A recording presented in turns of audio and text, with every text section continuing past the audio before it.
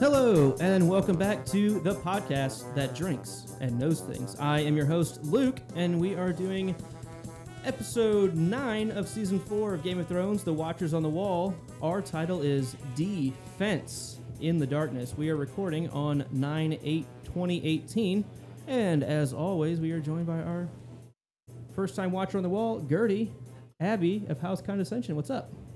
Hi, guys. What you drinking?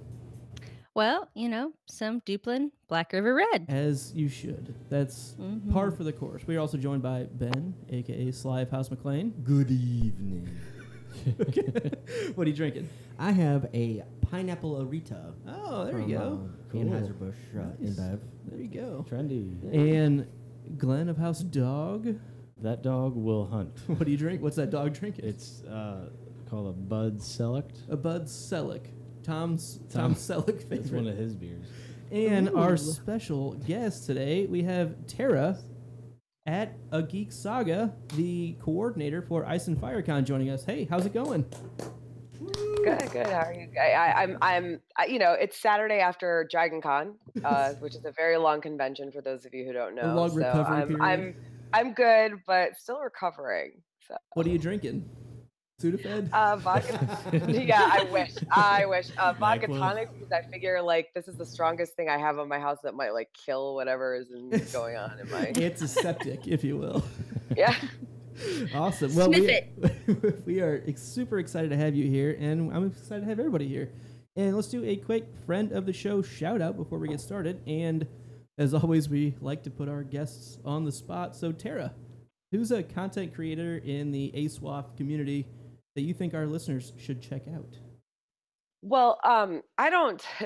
I'm the worst about keeping up with like new, like up and coming people. But I have, you know, a lot of friends who've been creating content for Song of Ice and Fire, Game of Thrones for a long time, and I wanted to give a shout out to an oldie but goodie, the podcast of Ice and Fire.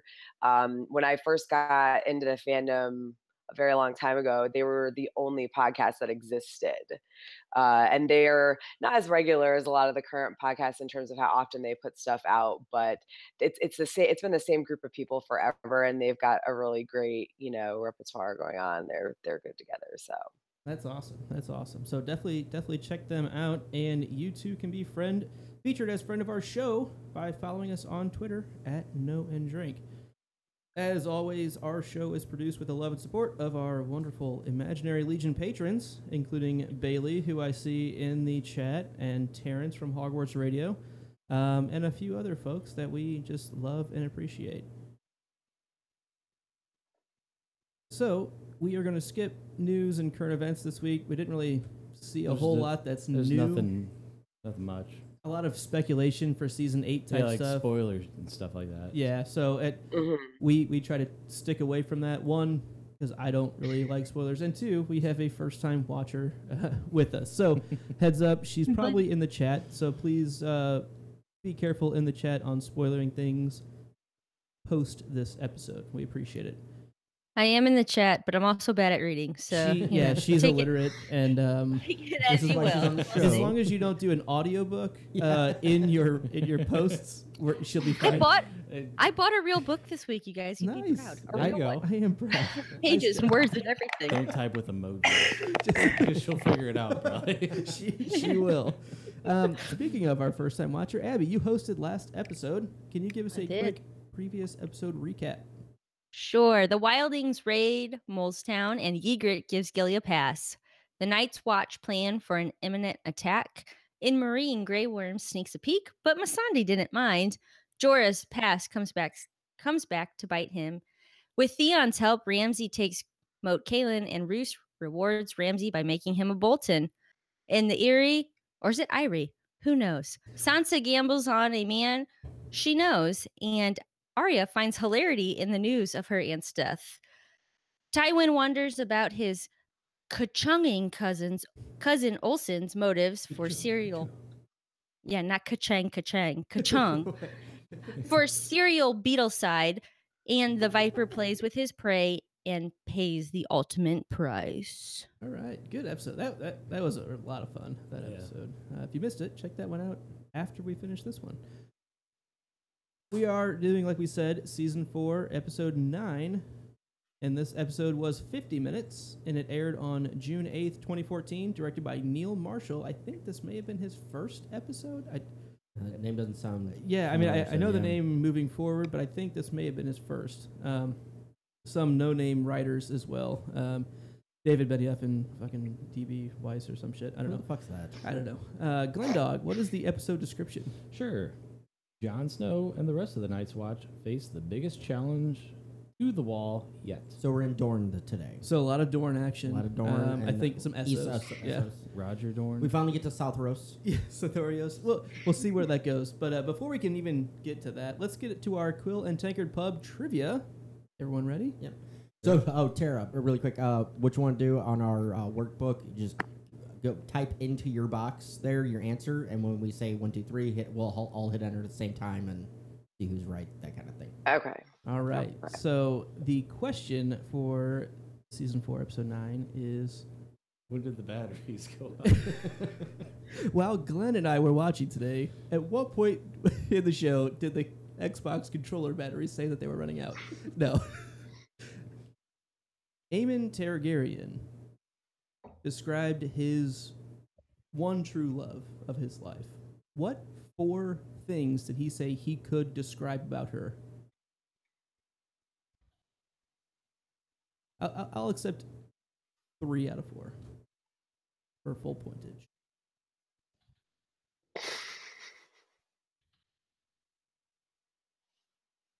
I'm really just looking for Glenn not to get this. Exactly. Yeah.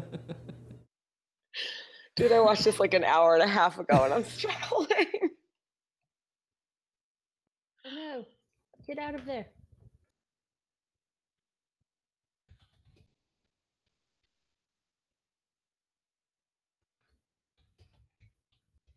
Quick update on the chat while we're thinking. Sydney is loving Abby's eyebrows. So, Sydney Moog, Shout out. Basically, just made my entire life. Your eyebrow game is strong tonight. Yes. Dem brows. All right, thumbs up if you're ready, or at least quitting. Yeah. I see everybody but Abby right now. Well, I just had it and then I forgot it because I'm drunk. Fuck. And then I had to We just hit it out. started. I guess She's been waiting. she's been waiting. No. Ah! That's what I did. I hit enter and then I hit it out and then I was like, shit. That's all right. Well, I don't even know how to undo it. I'm sorry. that's okay. There we go. Ready? I'm going to play the music and we'll get into it.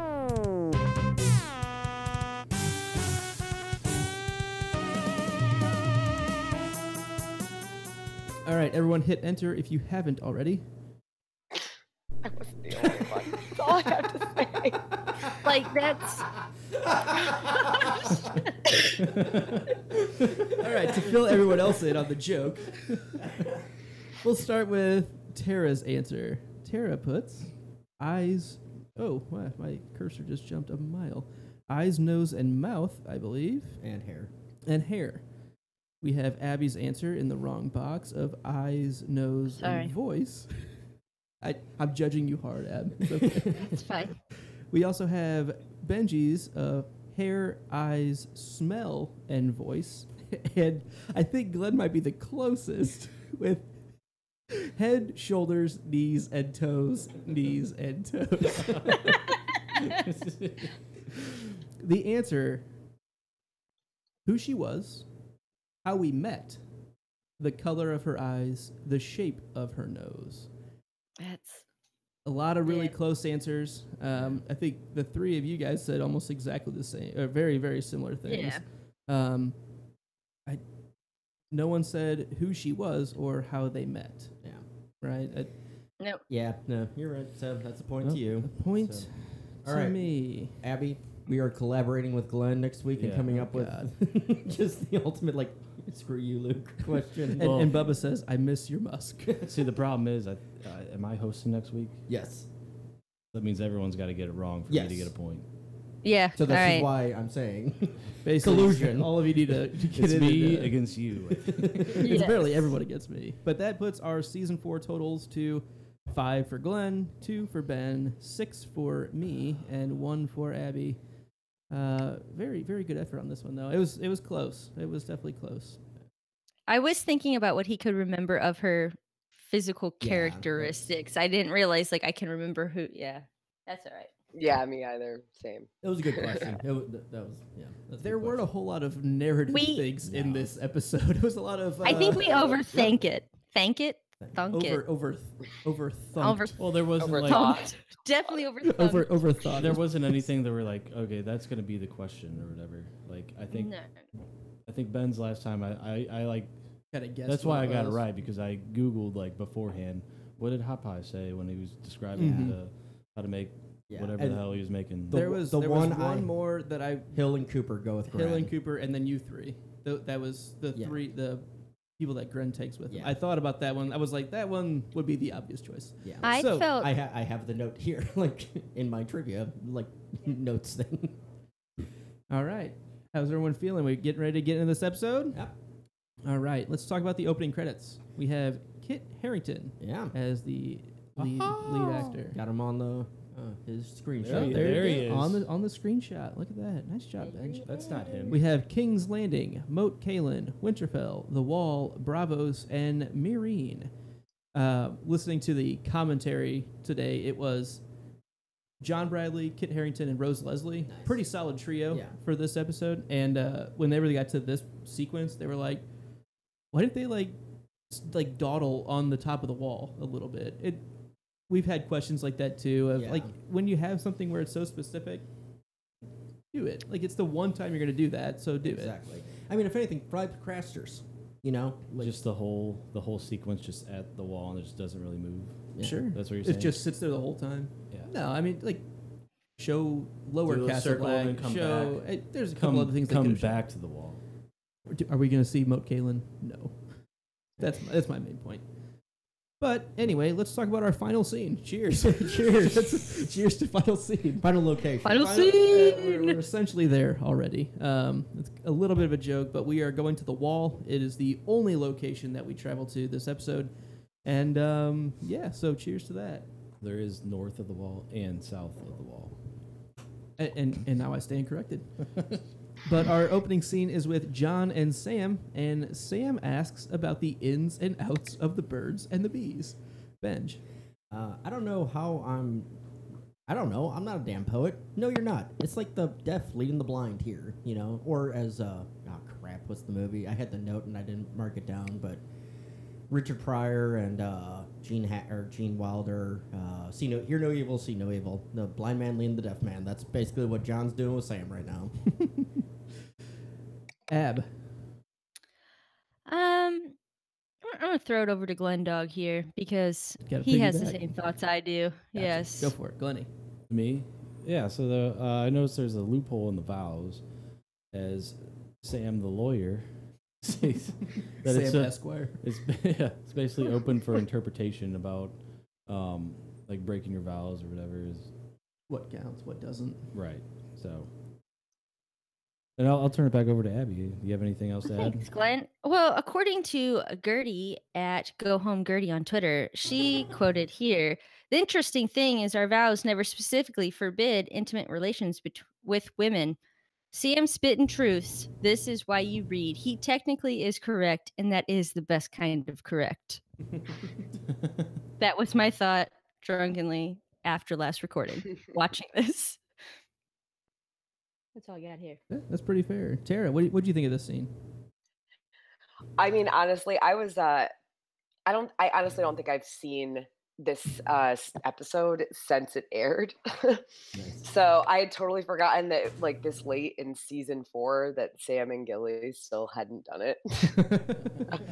I was like, oh crap, we're like going back that early. Well, I've got to like recalibrate everything about me watching this episode now. Yeah, no, I think that that's was literally all I could think about was that, wow, I have forgotten this much. I thought it was interesting that Sam seems to have a foot fetish, right? You know, he mentions it. He's talking about What's it asking like? a question, what's it like, and John's kind of like a little bit, lack of better term, beating around the bush, and Sam's like, okay, well, how big were her feet? Like, fucking come on, tell me, like, give me anything. I'm probably gonna die today. Yeah, because I think he's just assuming they're gonna die or something like Yeah. that. So he's like, it's the closest I'm gonna get, I guess, at this point. Right. Yeah. It was actually funny in the commentary. Even John Bradley mentioned that he was like, "Oh, a foot fetish thing." That was a joke on set for a while. Dude, I noticed a lot of that commentary. Looking at a lot of our notes, it was like similar to some of the stuff that they were saying. It's like, and that's for this episode is a little bit specific that there's not a whole lot of stuff that you don't see on screen, right? That's a lot of what you're seeing, but that's okay. We are gonna move on to our next scene. Which is Tormund, Egret, Stir, and other free folk. Tormund tells of being the husband of bears. Egret sharpens some arrowheads. Stir dreams of Ginger Minge. Abby.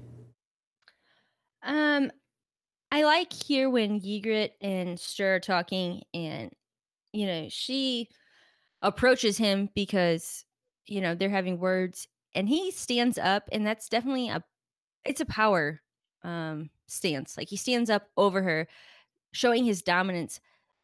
Stir, did you not know this was Egret? That shit don't work on her.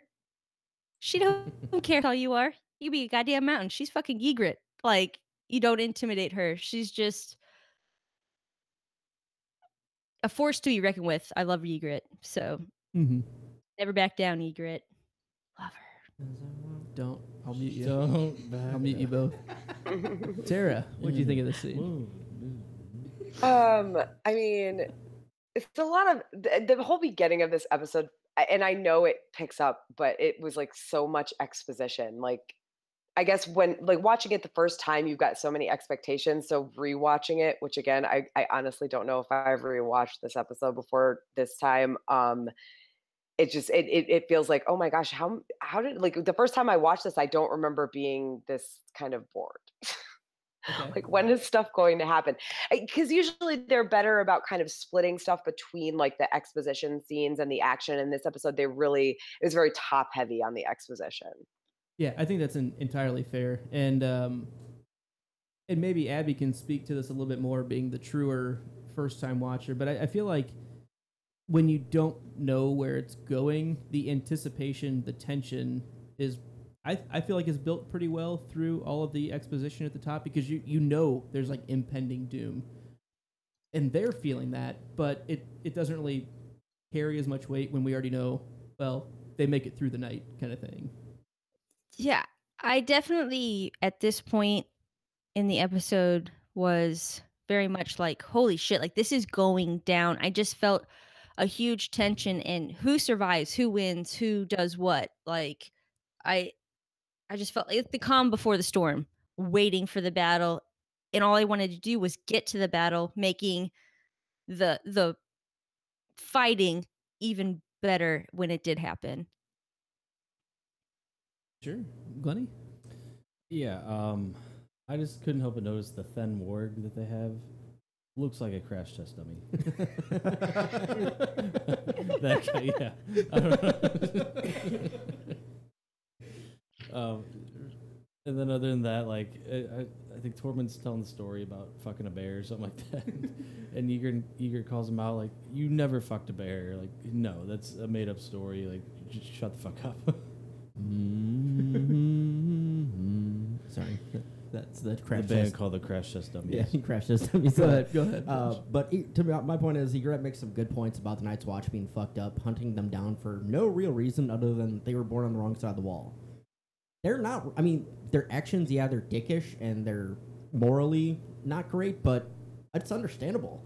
They're fucked if they're stuck north, and the Night's Watch is just like, no, you're illegal. You can't come. Fuck you. Hi, Go fuck Benji, right there is exactly as I'm starting to feel.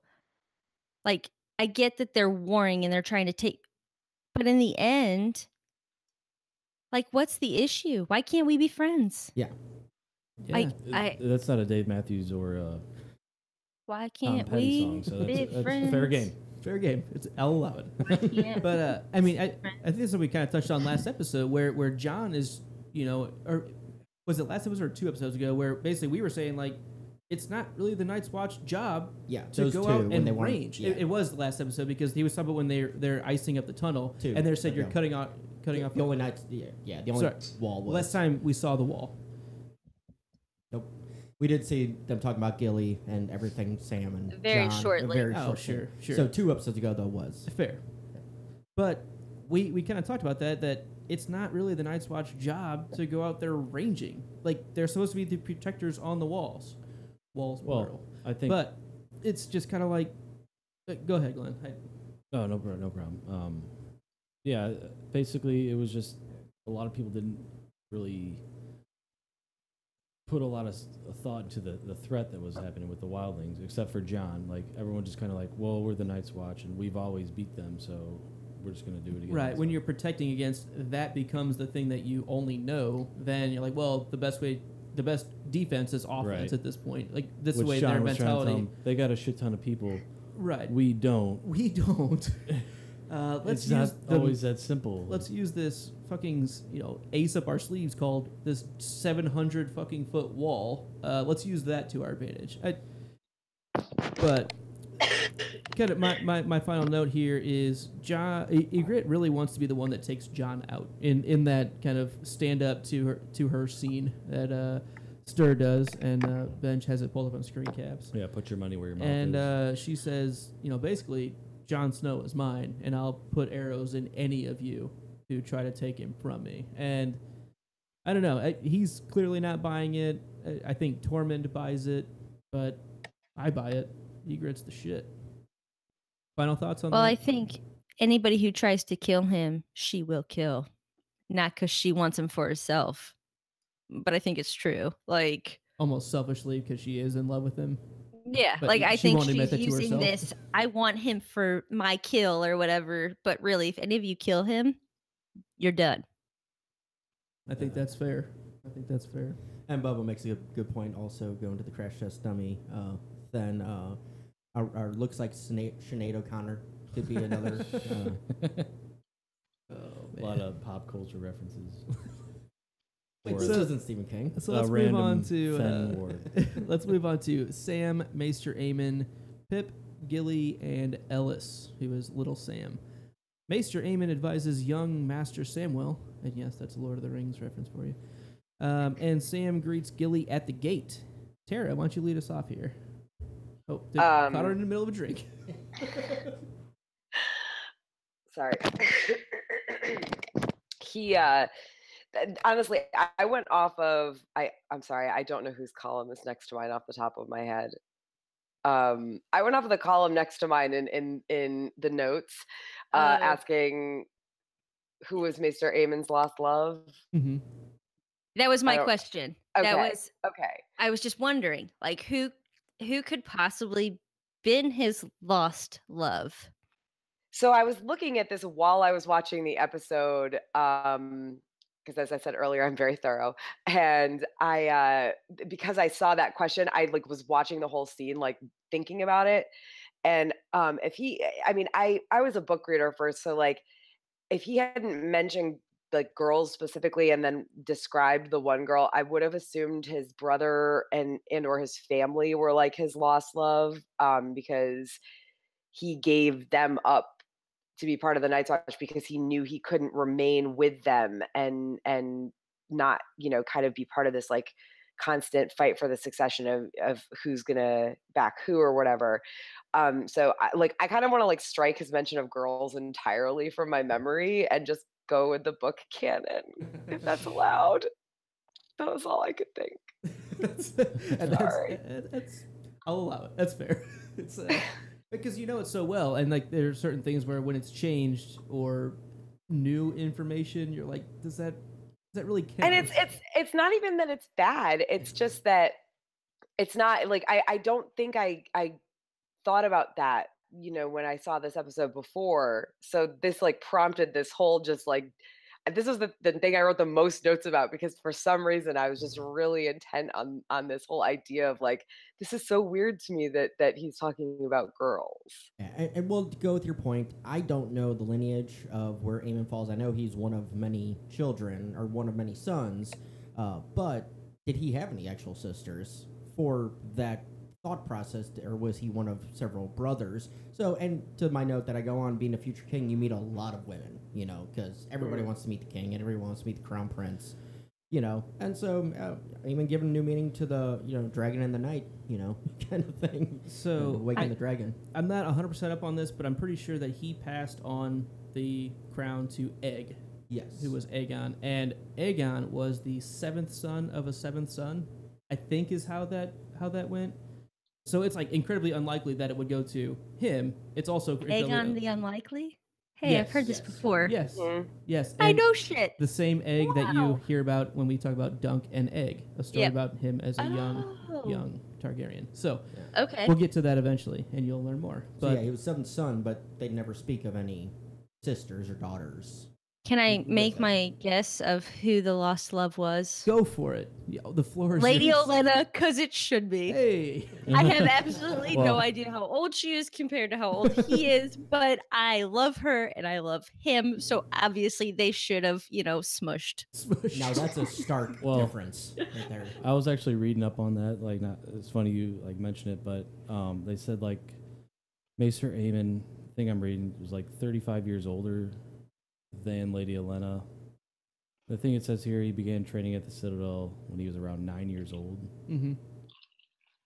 Yeah, because he would have been the sixth son, very much out of the way of anything to even get land or anything. So a lot of children in that are given to the Sept or to the Citadel to be trained in things like that. So, Or yeah, and then at the Citadel, then later on took the Black to become. Yeah, he joined the Night's Watch at 35. Mm-hmm.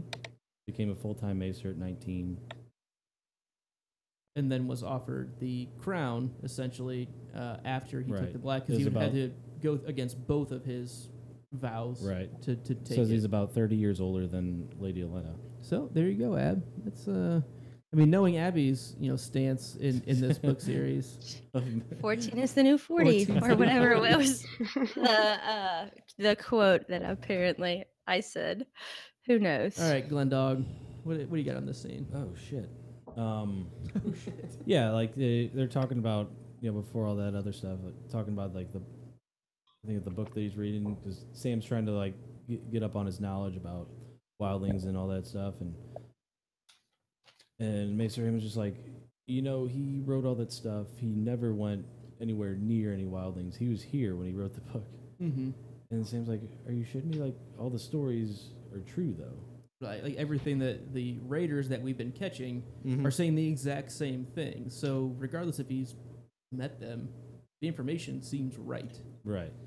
Yeah. No, it's I don't know. That's one of those the Grand Maester conspiracy is kind of one of those things, and we've seen a little bit of experience with that. I'm not saying I buy it full stock, but I think there's something to the people that think they know things don't drink. Don't drink. so they don't really know. Can I ask a few things here? Abby, go for it.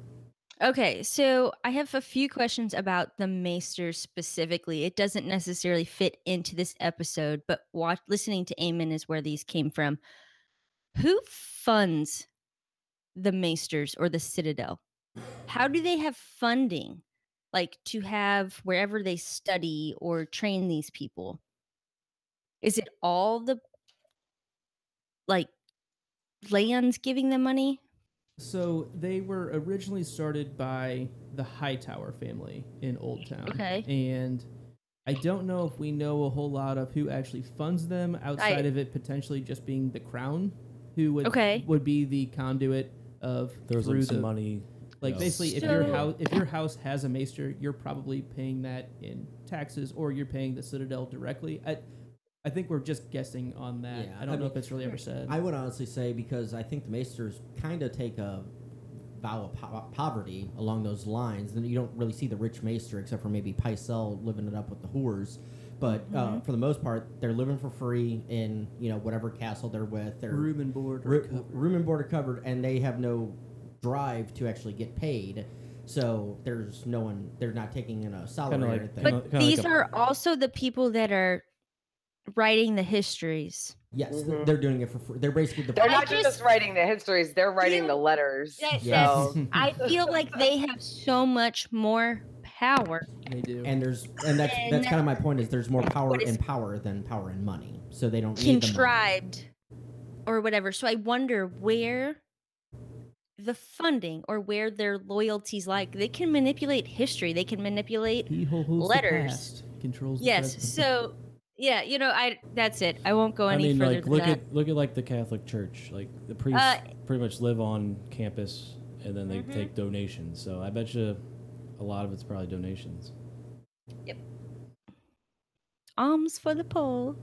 So kind of right along with this Maester Aemon talk that we have, I really like his line of old age is a wonderful source of ironies, and it's just one of those it takes a lot of experience to actually know what to do, and guess what? You only have that once you're not necessarily as able-bodied to put that into action.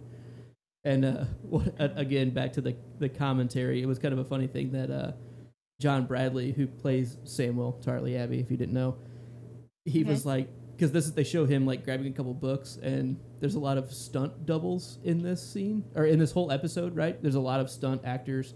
And he was like, yeah, this was the only scene my stunt actor had to come in. He had to take the books off the shelf for me. It was just pretty funny. I think he was kidding. And then we didn't talk, nobody really had notes for it, but Sam approaches the gate to somebody pounding on it, and it's Gilly and Ellis with Pip, and Sam basically goes, open the fucking gate! Open the fucking gate. I've never heard you curse. Best get used to it.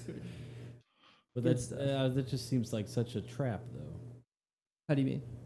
The wildlings coming in, like, here's this girl, like, because Gilly had just found Egret just get found him Gilly get him to open the door real quick, go right in. Yeah, you would think they would see the rest of them coming, but still, yeah. All right, so it doesn't happen. It's not a trap. It is not. But we are going to move on to our next scene. Screen caps E. And we have the Night's Watch and the Free Folk. This is one of the big scenes. We have 2 horn blows for wildlings. Jon sees the biggest fire the North has ever seen. And Night's Watchmen make final preparations atop the wall. Benj. I'm trying to find my picture here because it's relevant. But they had dummies next to the torches up on the wall, which is a definite book iteration, but it's a smart move because you put bodies next to every torch, and hey, there's a target for somebody to shoot at. You don't know if it's alive It's not a real target. Yeah, it's not a real target. Or it's not a real target. Human. That's Not smart. a real Scarecrow guy. Brothers. Yeah, there it is. There we go. Those are the Yep, dummies. Dummies right underneath the torches. So There I they are. like that touch and pulling that from the books. Yeah. Good job, guys. Glenny? Only you can prevent forest fires. That's true. You and Maze. And Hugh. And Hugh. Hugh. Only you. Only Hugh can prevent forest fires. Well said. Thank you. Abby or Tara, you guys got notes on this? Seeing John walk to the edge of that platform, like my heart jumped in my throat. Like I just height saying, and I know I'm sure he wasn't actually standing high up at all. It's like I have to tell myself like this is a green screen. And he's standing on He's a not pallet. Really, Pallet. That's what I thought, Yeah, Luke. that just Exactly. that just Getting on delivered a pallet some on an produce. ice field in Iceland. There's no mountains around him. You know, there's mountains, but like there's no mountains under him. He is just standing on the ground. It's fine. It's fine. Yeah, this is one of those scenes where we start to see the videography just open up and get massive, right? I mean, like there are some huge shots here, and I think it's really, really well done. You talking about the fire? Just kind of just like the whole overview, seeing the fire, everything. It's like the first one where it really gives you like a true that we haven't seen since even like season 1, where Tyrion's at the wall and they're like pulling up to it. Yeah. But Abby, thoughts here? Well, so for some reason, when I pull Google Docs up on my phone, when I hit what episode we're on, it goes back to episode 2 in the docs. I'm not kidding. So I tried really hard to make my notes in the right places. And I feel like the next note I have on this goes beyond where we are. God damn So it, I'm Abby. sorry that I'm a little off. Spoilers. I don't know. I don't know. I don't know why it does that. So Google, get your shit together on your phone app. It fucks everything up. I don't know. That's what you get for using an iPhone on a Google product. On a Google, yeah. That's, Probably. that's You the should write him a bane. letter, I guess. Yeah, write him a hand. I'll send a handwritten letter. raven. There you go. Any final thoughts on this scene here? This is they're filling the oil. A lot of different things, just kind of prepping and setting the barrels and things like that. So Yeah, you see the fire, right? we see the fire and Getting your ducks in a row until Oh man, I should have worn my Time to go. Spooky Bear shirt tonight. of all the nights, Ab, come on. I know. But we're going to move on to John, Alistair Thorne, Sam, Gilly, and LS again. Little Sam. Thorne offers some advice about leadership and difficult decisions. Sam drops Gilly off in a pantry. Glenny. Sure. So, like, I feel like he's speaking honestly with John.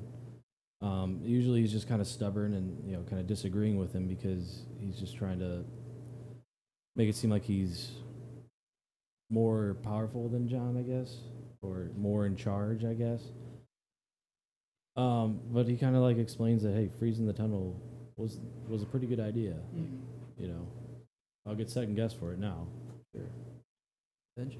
Yeah, along the same lines, you know, I know it's on purpose, but this is the first time really that I actually respect Thorne, and I think that's how it's meant to be. You actually see, okay, this is a real guy. He has real emotions, and yeah, he doesn't want to be fucking second guessed. You know, it's just I know what needs to be done, or I feel I know what needs to be done. I don't need a little cunt, double questioning Little me. twat. Little twat. Thank you. Yeah. Easy. That's it. But he makes good points. So. Tara?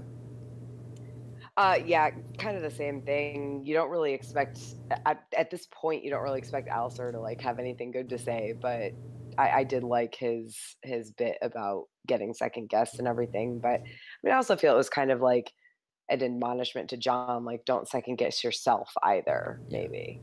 And one addition, I like the line of there. You can go back after this is all over. You can go back to hating me, and I can go back to wishing your wildling bitch aimed a little higher. Yeah. Yeah, it's True that. there's a pretty big redemption, like really fast-paced redemption arc for Thorne in this episode, I think. It's kind of like everyone was saying here, just really unexpected, and it seems really genuine. Like, it doesn't seem like he's just saying this to, like, butter John up for anything second guessing like that. So, I don't know. It's just very, very unexpected. Abby, it looks like you have a thought on a different part of the scene. So I went with the Sam part of this scene, and Sam is the best. If you don't think that, just leave. Okay. So I like that he doesn't bend to Gilly. He's not just, oh, don't worry, honey. He's not pussy whipped. He's not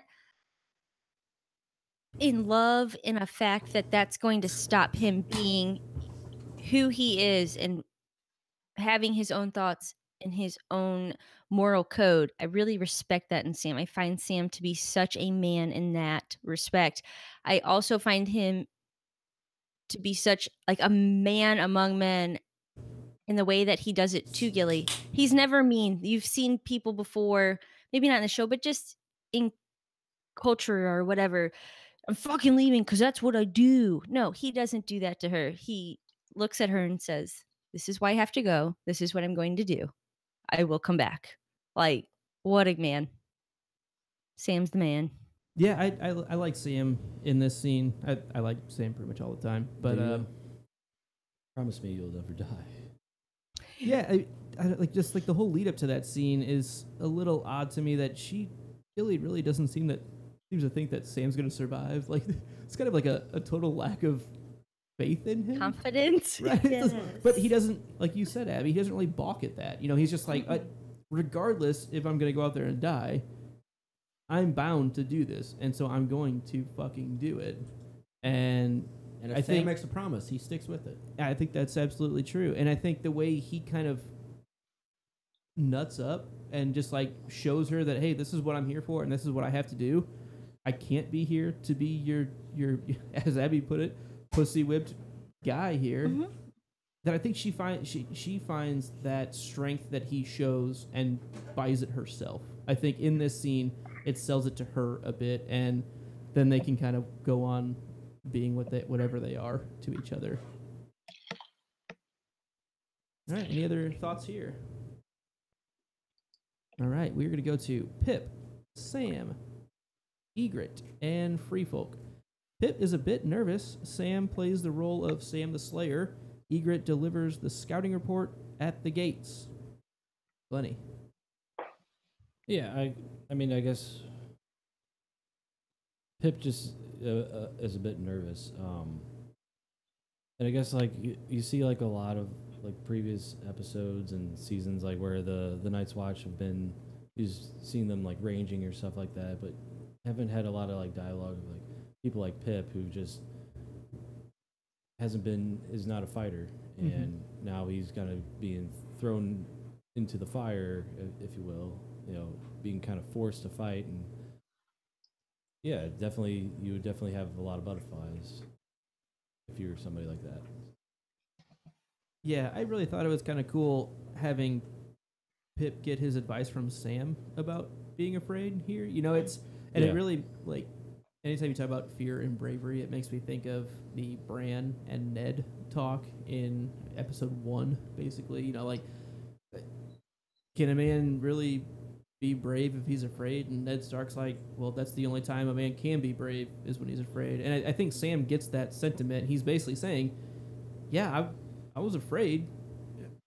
If you would have asked me my name, I wouldn't have remembered it at the time, but that doesn't stop you from doing the job at hand, kind of thing. Like, right. That's where bravery is actually possible, is if you're afraid. Because if it's just easy for you and you're ignorant to the fear, then you're just dumb. Right. Honestly, is kind of what it comes down to. Isn't it interesting that he does say that, like, I was nothing at that point. At that point, I was nothing. There was no options. I was nothing. And he turns, like, his last thing, I think, as he leaves, it says, but I'm not nothing now. So I just wondered what his intent was behind that statement. Is it because he loves Gilly? Is it because he understands his value or his own strength? I don't know. He's like a motivational speaker. Like, I was nothing. I was nothing until I was something. Until I was something. I went from a 0 to a 1. Till I killed a White Walker. I was nothing. Tara, what do you think about Sam the motivational speaker?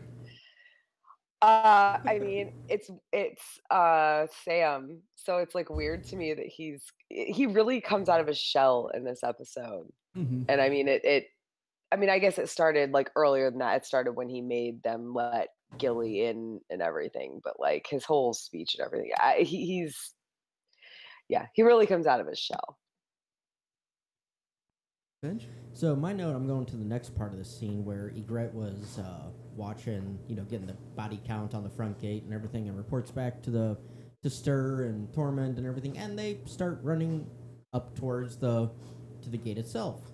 My question is, if you can see on the video here, or on the picture, it literally is about 100 yards off of the wall. Like, as they pan up, it's like 100 yards off the wall. You would think that maybe somebody at the top of the wall would see the fire burning on the south side of the wall, south of Castle Black. It's kind of obvious. I just kind of had a issue with that, because, like, you're up there, you got all the archers, you gotta rain some down on people. And that's for you, Bubba. Luke just put in front of his camera there. So, anybody got anything on that scene, or that half of the scene? Again, from the commentary, I like to watch that right before we do this, just because you get a different view of things. Right before you go to dinner. Before you do Kind of. Well, yeah, kind of. And so Rose Leslie, whenever Egret goes kind of skipping down the hill, almost sliding down, I don't have that one. she was like, yeah, that was my stunt double. They saw me run once and never let me run again. Nope. And there were quite a few running scenes earlier in the season, like when they were attacking essentially Ollie's family, right? Like there was a lot of, she was like, nope, a lot of those, even those they wouldn't let me do. Alleyville. Ollieville, if you will, in The Gift. I think that kind of does it for this scene. Anyone got anything else? No. All right, then No. we will shake on down to 2 giants, a mammoth, a few good Night's Watchmen, and a few thousand good free folk. So I think this is one of our pretty big scenes as well. Free folk approach the wall. Gren drops a barrel of oil. The gate is attacked. Thorn goes down to defend the gate. I'm going to lead this one off. The sequencing and music here is really, really fucking epic. Like this is again kind of like these big swooping shots of, from the top of the wall, from below the wall, and it's just, this is where it's really, because we had the horn blowing before, and it's just really, really building on itself, and Ramin Djawadi just fucking kills it with the score in this episode. I think so. Yeah. I agree. Tara? Sorry, guys. My dog is like laying at my feet crying, so I'm very distracted right now. I to be honest, like this whole scene, like the whole next couple scenes, they go so fast that I don't really have much to say about them individually. It's more of just kind of a collective bunch of stuff, Mm-hmm. like after the fact, because they're all very like short and fast, and there's like so many people dying and so many people falling off the wall conveniently onto stakes. And I don't even know if that's in this particular scene, but it's like the one thing about this whole mesh of like the first, fight scenes before everything really comes to a head, that all I can remember is that guy like getting shot with an arrow or something, falling, or maybe it was an explosion, falling off the wall and just perfectly getting impaled on a stake. Yeah, that's a little. Yeah, later, that's a little later when the when the giant shoots the Okay. gigantic harpoon. I Yeah. do have It all kind of like meshed together. Yeah, for me, and sorry. that's why I kind of no, you're fine. Like, this was definitely a difficult one. Benji does a lot of these screen caps and our sequencing here, and we got to this one. He was like, "All right, Luke, I'm gonna need you to do this one. This is fucking complicated." I'm like, you set it up, I'll do the caps. I'm like, and and the way we've kind of set this up is there's a lot of big scenes, and by that I mean just what Tara was saying is there's a lot of really, really quick things happening. We could dwell on each one individually, which is going to take us 6 hours to talk about it, and I don't really want to do that. So we're just covering a lot of things, and hopefully the screen caps, if you can see those, Tara, those can kind of help us along as we're going. Ground. But Glennie, what'd you think of this? Yeah, this I think collection of scenes. like that overhead view of the wildlings, like they look like ants, and it's pretty cool to see them kind of like ants marching, red and black, antenna. That was the obligatory Dave Matthews Band quote being But, muted. 10-second cut or dump button. Otherwise, the mammoths look pretty cool. Shout out to the International Mammoth Committee. Yeah. There you go. That was just Getting it out. I don't know. One time I was watching something on Discovery Channel and it's kind of like zoning out, and it was on mammoths for whatever reason, and like then I like found out that they have this like International Mammoth Committee, these people that meet like every month or something like that, just to talk about It's mammoths. a real thing. A real thing. I'm pretty sure we dug up woolly mammoths, you and Oh, we did. I, Luke. Oh, yeah. South Dakota? No, that's actually here in Missouri, I believe. No, it was in South No, Dakota. That was that was our Mass- South Dakota. It was in South Dakota. Mastodon State And Benji Park. was there That's too, what I yeah. was- When I we was. dressed up like outlaws. Yep. Duh. Heck yeah. Remember Awesome. this shit? Oh, yeah. There was a whole fucking museum. Well, Good that was trip. the Wild West thing, but yes.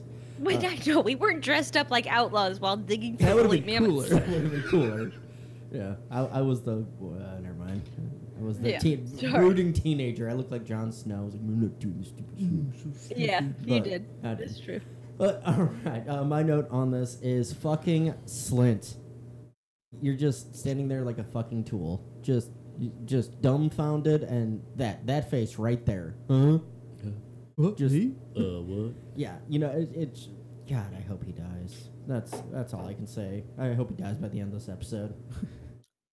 So, like, right before this, we see Thorne again with some actual decent leadership on display, right? I mean, he's talking about, when I say knock, you fucking knock. When I say hold the barrels, don't drop the fucking barrels. Yeah. Like, Fucking hold them. I think he just does a really good job of getting to the core of, like, hey, this is fucking serious. Yeah.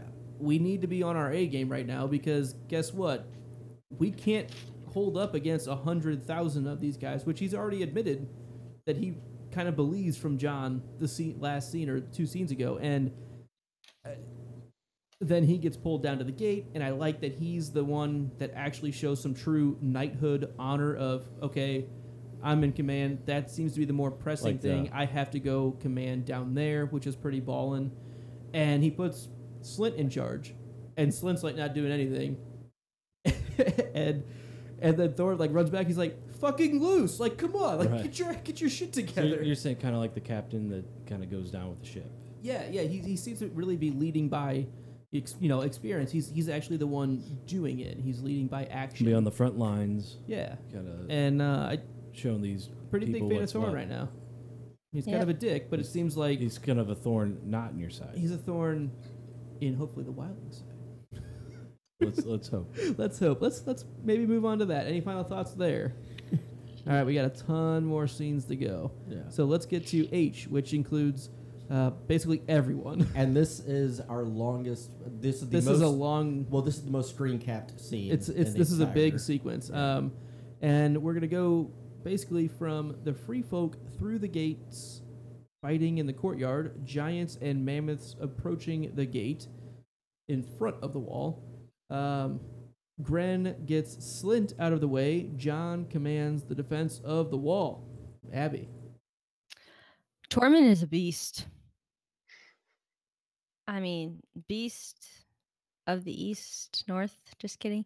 But he actually reminds me of much of like a berserk, Mm-hmm. like just otherworldly tapping into something because it just seems like nothing can touch him. And yeah, he's just a beast. And Slint is the worst. Tara? Yeah, there's so much like the giants and the mammoths in this episode. I mean, even now the CG and everything on this, it's really really good, Mhm. especially for a TV show. Even for Game of Thrones, like at this point in time before we'd seen what we've seen so far, like in later seasons, those giants and mammoths were like, I don't know, they're awesome.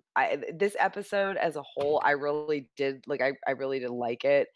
And I think a big part of that was just they really went all out. It was one of the better ninth episodes of a season.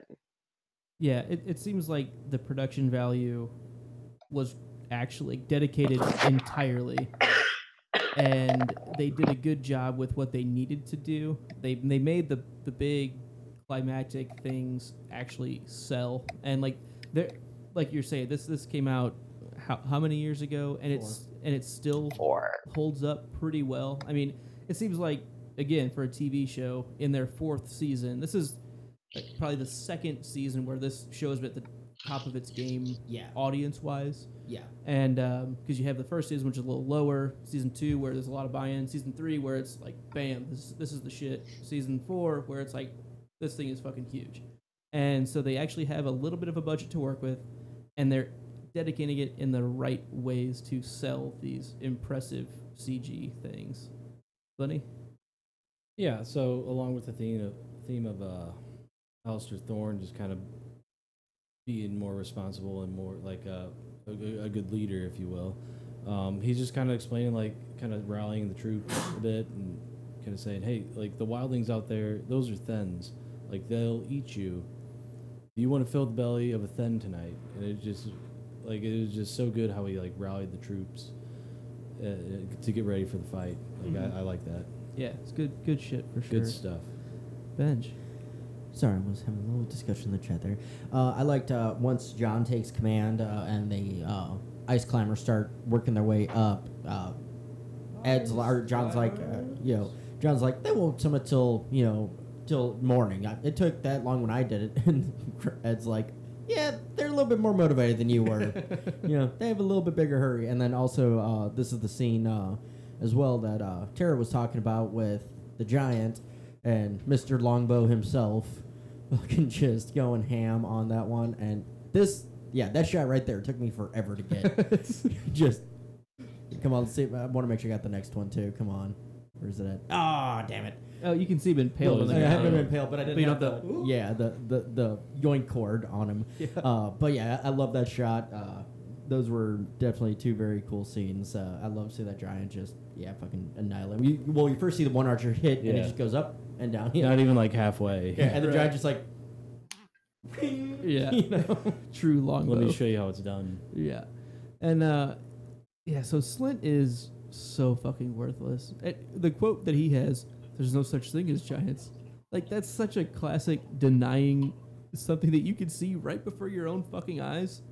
Like, that kind of stubbornness drives me absolutely bananas. And nice work, Gren, getting Slint out. He was like, they need you down at the wall. Thorne sent word that he needs his most experienced commander.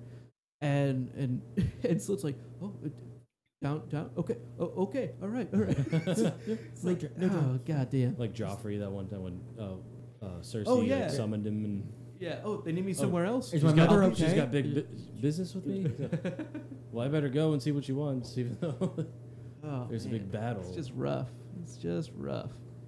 All right. Any other final thoughts? Click through these screenshots again, real quick, Benj. There's Slint being kind of the worst. Work our way back. Sam and Pip trying to defend the front gate originally. So yeah, we also have Sam and Pip taking a bunch of shots, and he keeps missing. Yeah. Oh, that was a funny thing. He's like, nah, it's not going to be good if we don't stop missing. Right. He does seem very composed, though, through all of this. Sam does? Yes. Yeah. He composed, like, maybe, yes, obviously fearful because you're in a battle, but composed, better than most. Yeah. He's been there. Kind of. Yeah. Been through the ringer. I'm sorry. You put a vet in. White's worse than wildlings. You survived the fucking fist of the first. He didn't find anybody there. He didn't find him, but he let still him go. He's so confused about that. Okay, book-wise, he ran off with the rest of them, but he survived. He got carried. Yeah. Which, who's that? The one where we don't get... The Oryx? No, that's Small Paul. Small Paul. Small Paul's the one that carries him. No Small Paul. No Small Paul. All right. What are we on right now? We are about to move to screen caps J, if that helps you. And it's again kind of everyone. And Stir and Egret enter the fight. The stewards in the kitchens pitch in while Slint F's off to hide in the pantry with the woman and child. Abby, why don't you lead us off here? So my thought during this scene was, so we have the Night's Watch here. They are doing a phenomenal job defending their brothers, defending the wall, defending Westeros. I mean, everything that they have sworn to do. And the Night's Watch is made up of murderers, rapers, and the scum of Westeros. And yet they are all standing, stewards included, with any type of weapon or defense they can possibly have. Boiling water, a pot. Like literally Pots and pans. anything, clawing, tooth, nail, whatever. Like, what men these are. Yeah. The best of the best from apparently the worst of the worst. And then we have Slint, right? He's the former commander of the Gold's Cloak. It's not like he did something bad and was sent by like the masses. Only Tyrion witnessed this, right? Tyrion's the one who sent him. Everybody else in their eyes, he's a good, upstanding, honorable. And he sat on the small council. It's just, and now he hides. It's just really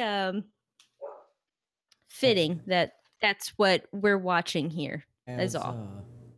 Sir Barristan would say, you meet an old knight and you meet a bold knight. You never meet an old, bold knight. Sellsword. I know. And it wasn't Barristan. I know. I'm badly paraphrasing, but the sentiment is the gist is there. The sentiment, I think, still holds true. Yeah. I mean, it's Slint's kind of the fucking worst. Like he's just he's the worst. a total puss. Yeah. And it's just funny that like we have these people who are said to be literally the scum of the earth. Oh, you're going to the Night's Watch. Like, it's supposed to be honorable, but really everybody makes, their jokes about it or whatever. And they are not just like putting up like college try. Like they are fighting. They are defending. And that's what we see, but that's not what the rest of Westeros, I guess, sees, which makes me sad for them seeing their struggle here. Funny. Basically about the exact same thing that she just said. Say it again. Basically, the stewards use what they have, to get the job done. Like you see people with pots and pans swinging them around, some butcher knives and stuff like that. And like it is pretty cool that they're just kind of doing whatever it takes to kind of try. And then also Slint just looks like a deer in the headlights. He's kind of just like obviously like avoiding any kind of fight or anything like that. Mm-hmm. Just kind of he just looks like a big idiot, just trying to get out of the way. Yeah, it's really one of those like he probably did kind of work his way up through the City Watch in training, right? I mean, that's when you train coming from somebody that was in that field. The people that get in charge typically are good at practicing. They're good at politicking. They're good at You're right. They're good at practicing and good at politicking and good at finding friends who put them there. Which is exactly what Slint is. Yep. And because he's never had real experience, he's gained titles, which make it seem like he has some authority. Titles. But he doesn't have any actual experience to back it up, and he folds when it actually comes to time to play. One step further, when he does get the titles and stuff, then I guess in somebody like him, in his mind, then I don't have to train anymore. You go ahead and get fat and happy. You get the entitled part that goes along with the titles, and I've made it. I don't have to work anymore. Like that's kind of the opposite of what good leadership really is. Yeah. But yeah, we also kind of going on with another sentiment we've had. The stewards are kind of the kings of the kitchens. Like that long armed butcher knife that one guy brings out. Well, I'm calling it. Well, actually, I'm asking the question: is that 3-fingered Hob? Come on, guy in the kitchen. Why not, right? It's 3. I feel like it has to be. Why not? He's running the kitchen. He's running the show. I wish they would have had a guy with like a mangled hand or something, just to add to. I'm still looking for my one-armed blacksmith, but I'll just leave that alone for now. Some Donald Noy. All right, Terry, what did you think about this scene here? Well, I did want to say that yes, I'm calling it like that. At least it's going to be my head canon that's three-fingered I hop like with it. the. Yeah. It's not even a butcher knife. It's like a giant It's cleaver. like That it's thing like a is long arm cleaver. A Yeah. giant- Well, Yeah. How else do you butcher up an orcs? That's a good. And then like Slint, like I just want to never hear him talk again. I was watching this and all I could think of was like Jean-Ralphio from Parks and Rec going the worst. Sean Ralphio. So we also have Stir kind of coming into this scene as well. He enters the fight, and yeah, he really seems to be an Axeman. I'm an Axeman, and just kind of starts going ham on some sacrificial hams, right? Sacrificial hams, yeah. It definitely kind of holds up to the intimidating presence that we've seen. Like he seems to be pretty well adept at fighting as well. And in fairness, Egret was definitely going Legolas on some fuckers. Ooh, so I'm gonna throw this out here now. I'm gonna set this up now. I think Ygritte, Legolas, yeah, definitely good bowsman, but she's a Merida through and through. Yeah. We're gonna I get go that with Merida. reference. I get that reference. I don't think Luke She does. was brave, right? Okay, She's- yeah. She's I haven't seen redheaded, it, but I know it. Yeah, I've seen bits. wicked with a bow, Scottish, definitely Merida. So Just no, saying. Merida's probably Egret because these books had been out well before that movie. So She's for my reference here gonna need to be Merida. fair enough. Just leave it as it is. Stay okay. Ben, you got anything else here? No, that's it. All right. So if we are finished with that fighting scene, yeah, Ygritte definitely pretty impressive with the bowmanship or bowwomanship, I guess. We're going to take a quick break so that we can talk a little bit about Ice and FireCon. We have the quite literal expert, the most responsible party. Tara, can you tell us a little bit about maybe some upcoming programming things, anything that we can talk about for 2019 Ice and FireCon? Oh God, don't call me responsible. The most irresponsible person who has the most responsible person you've ever met with access to the email. So, it's sorry. Please don't die I'm on our show. probably gonna bow out after this because of this. Yeah, no, you're good. I keep trying to like not cough in the mic, and how often can I mute myself and not worry about. But anyway, so we're still really early on in our planning and everything, obviously, but we have a lot of stuff that we did, we've been doing for years, and even a couple new things that happened this year that will be continuing. The biggest thing was, I think, like a month and a half ago or so, we announced that Westeros, an American musical, is coming back with kind of a slightly revamped Act 1, and then we'll actually have like a 10 or 15 minute intermission and a new Act 2. Oh, awesome. With it's bigger a cast Hamilton and parody, correct? it's Hamilton music, but with Game of Thrones Song of Ice and Fire parody lyrics. So that's happening, and we're working on some revampings of like our Snark and Grumpkin hunt. I think we're gonna make it last an entire day rather than just like an hour or 2 hours, whatever we set aside this year. We were bringing Ironwood Wolves back, so that's a definite. But yeah, I mean, other than that, it'll be later this year before we open like the programming application and everything. But yeah, I don't know, we're definitely in like the midst of kicking all of these things off. I mean, I posted in our Facebook group the other day asking like, how early is it to start doing like t-shirt pre-orders for this t-shirt design I want to do.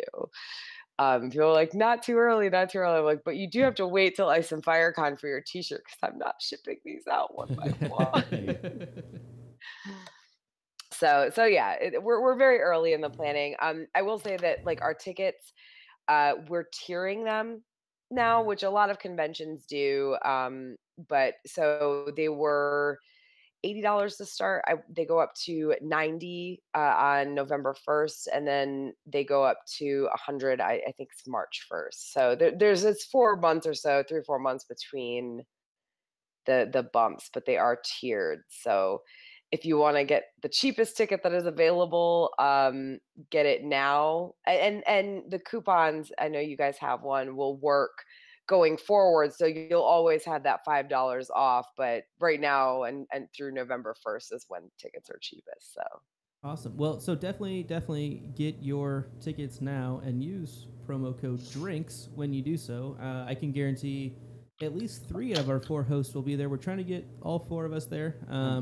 And I think we're going to twist that person's arm as hard as we can to make sure all 4 of us are there. Not looking at anybody specifically, but I'm looking at Benji. Oh, yeah. No, I'm trying, and I will say if because I have a new theory on release date. And this complete theory. April 21st. Has that come out? That's a theory. That's a theory.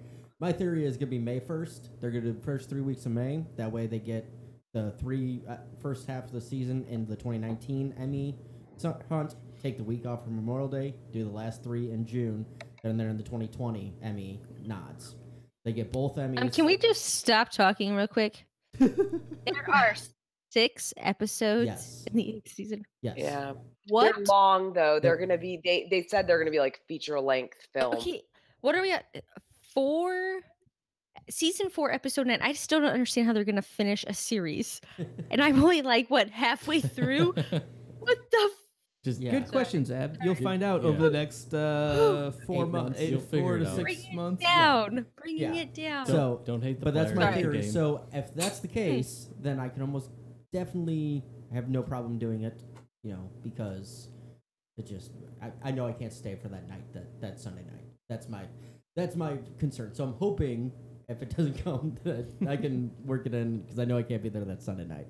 That's all I'm saying. I honestly, I'll be very shocked if this season starts airing before like midsummer next summer. Like Yeah. I think the earliest it's gonna air is about when season 7 started airing, and that's the earliest. That was beginning of July, right? End of July. The first episode was the weekend right after San Diego Comic-Con, so it was like the 20-something of July. Yeah. It was closer to the end, but yeah, it was. That was a sprint in my life to get this podcast up and running. It was a lot of work. Yes. But we hope to see all of you there.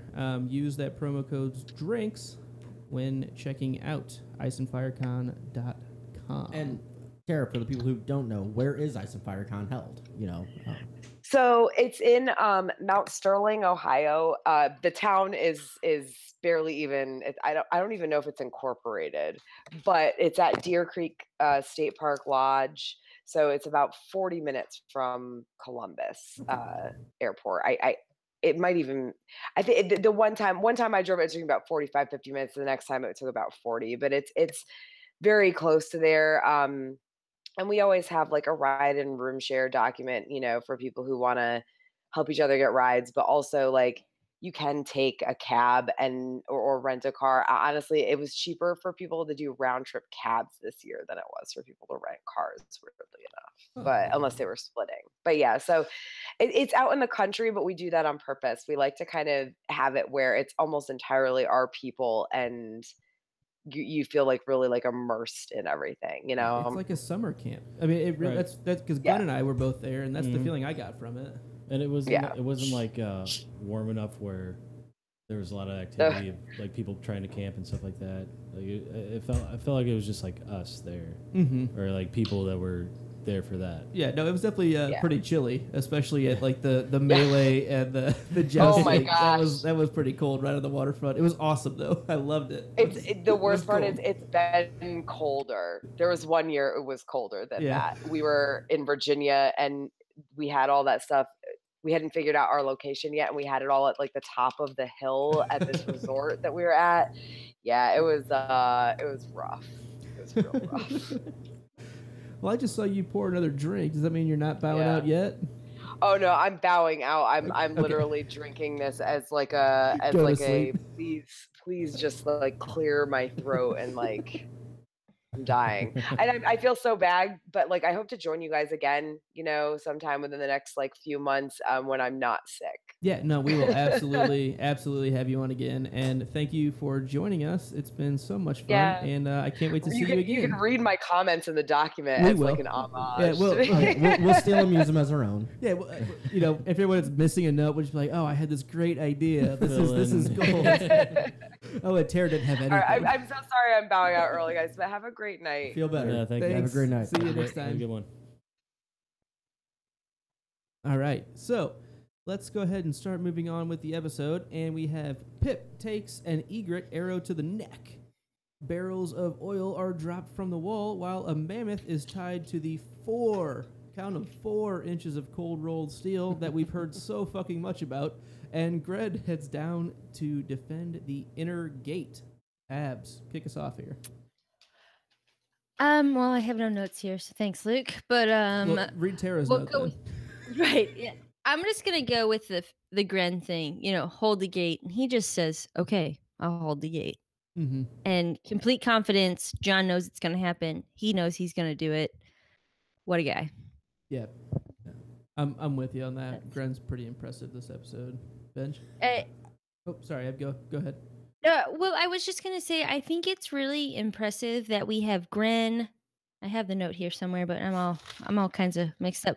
We have Gren and CM and Ed. He's the one who ends up manning the wall. Yep. And John.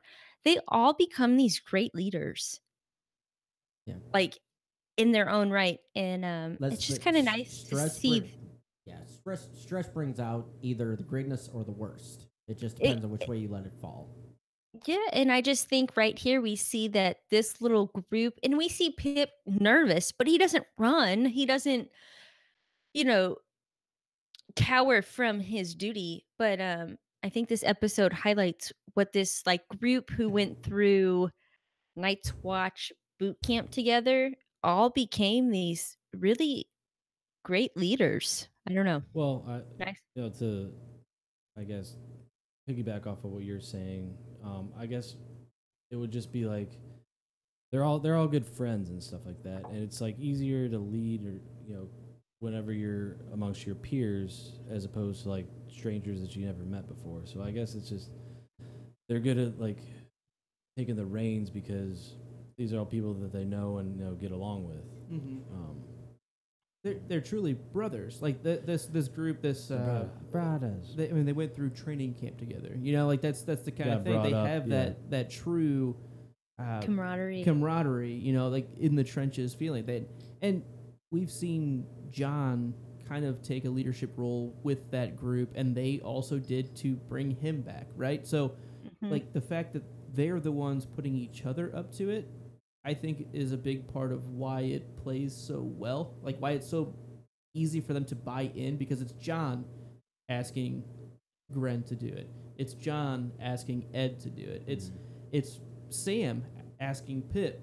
Like we gotta keep moving forward. We can't slouch. And it's that camaraderie, I think, is really what breeds such greatness in these guys.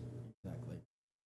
So I have 2 notes. One kind of goes along with what Glenn's going to say, but so I'm going to go with my first note though. But wouldn't it have made sense to turn the oil on fire? Light the oil on fire the first time you drop the barrel. That's kind of what it's meant for. You drop the oil. You're not just dropping oil just to drop fucking oil. You're dropping oil to fucking burn these motherfuckers. How about you let it on fire? That just bothered me. That barrel's not going to knock out even that giant. Well, it's supposed to be frozen water and gravel, so. Ah, well, okay, even worse.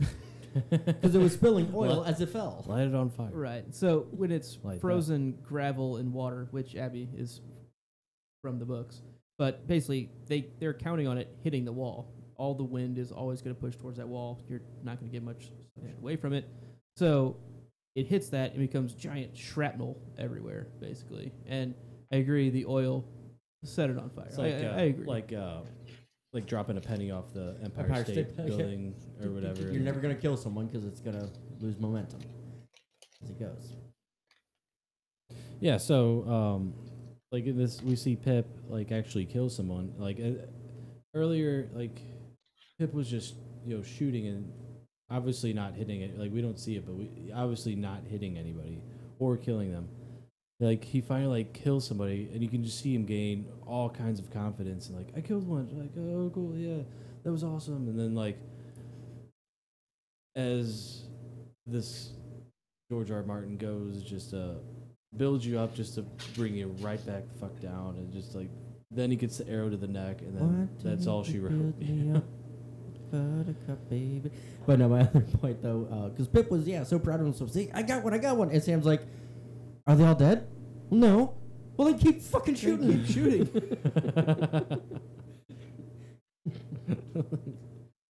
I really, again, I've been in this portion of the book trying to keep close to where we're at. Yeah. And I like the giants and mammoth going after the gate a little bit better than the turtle in the books. Okay.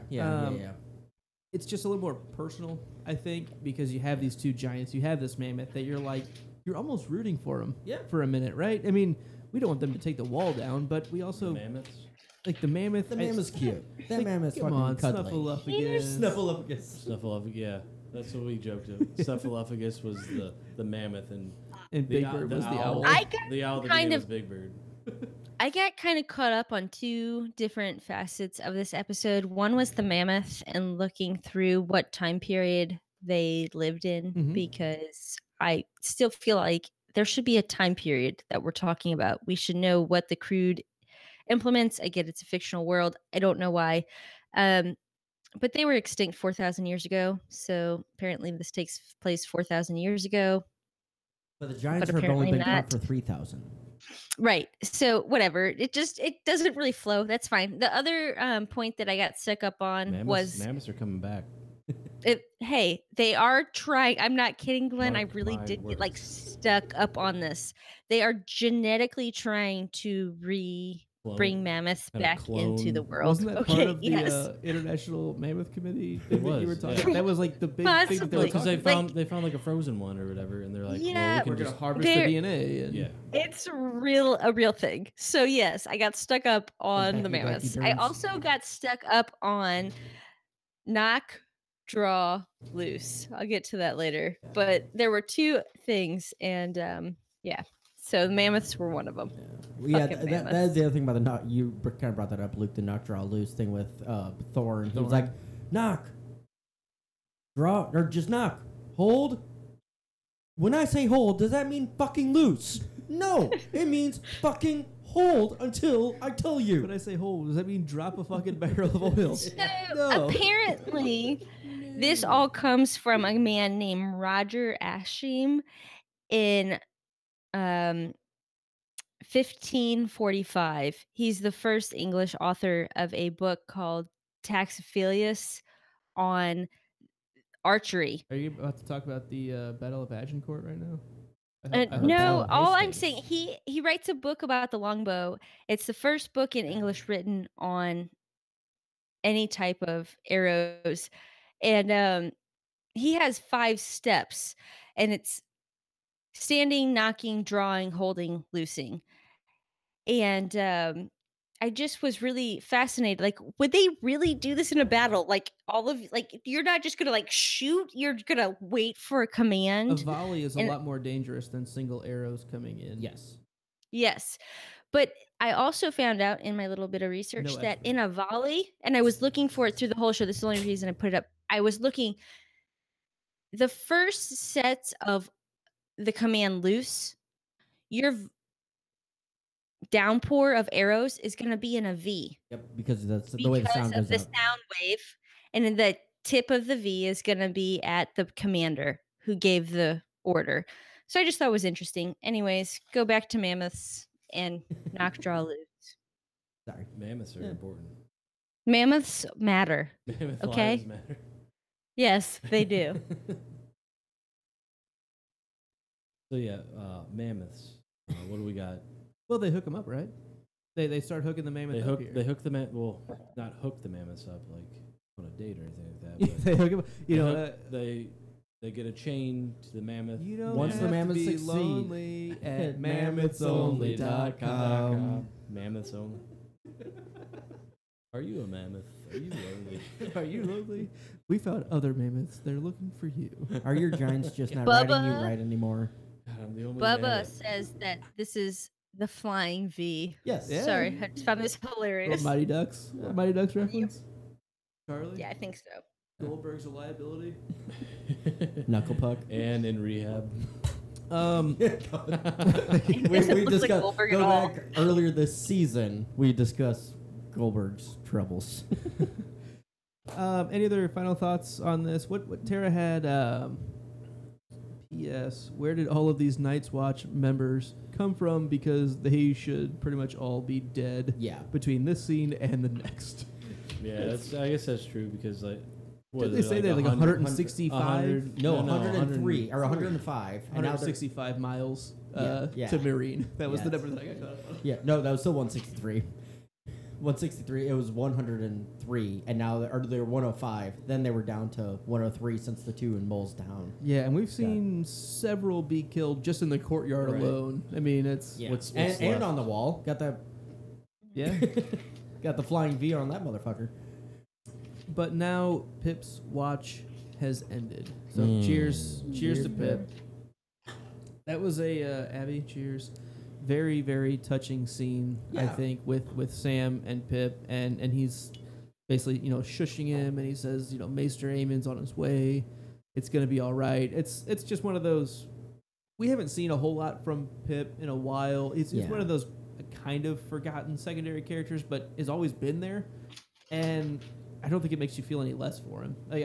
I think he's a pretty interesting character. We don't know Gren's backstory. We don't know why he got sent, but we know why Pip got sent, and Pip's the one that you feel kind of the worst for. Stole a wheel of cheese. Stole wheel of cheese, and well, actually, book-wise, wasn't he the one that got accused of raping the daughter of some high lord?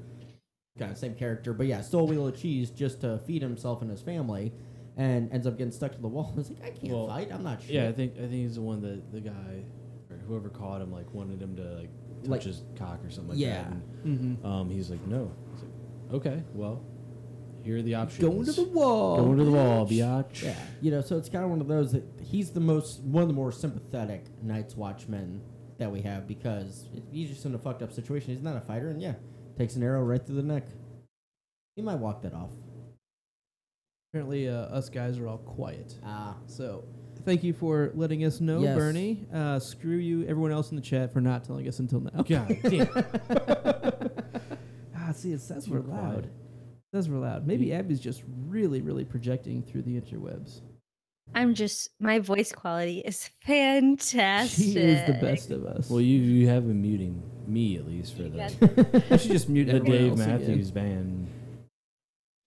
How do we sound now, Bernie? Yeah, hopefully a little bit better. And actually, we love everybody else too. Yes, thank you all.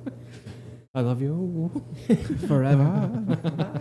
All right, so let's go ahead and move along like the All-American Rejects. And we're going to talk about Tormund and Thorn going mono-e-mono. Pip's watch has ended, which I think my note maybe it was on the wrong one. Sorry. Sam kills a guy and convinces Ollie to raise the gate and fight the wildlings. I'll take this one first. You see that? Sam, take this first. Yeah. Oh, just because you kind of stole my note. You see Wow. that? Did everybody see that? Sam killed a guy with a trident. He killed a fucking Finn. I saw that. I've been meaning to talk to you about that. You might want to lay low for a while. Anchorman is. But I totally thought that was Stir. Like, straight up for Yeah, because I was bald, thin. It's and You look also funny. watching on my computer. he So looks Finnish. You're the so racist. The- I mean, Fen- not every Fen looks alike. Oh, Okay, Fen- come on, Fuck you. Fences. okay, the quality on my computer is not that great. It's a quick shot. So and It's I'm also your shit, okay? You exactly. fucking I'm owning it. I'm saying supreme You white male anti-phonetic. Well, it's like, anti-Hiite. Phonetic. hey, look.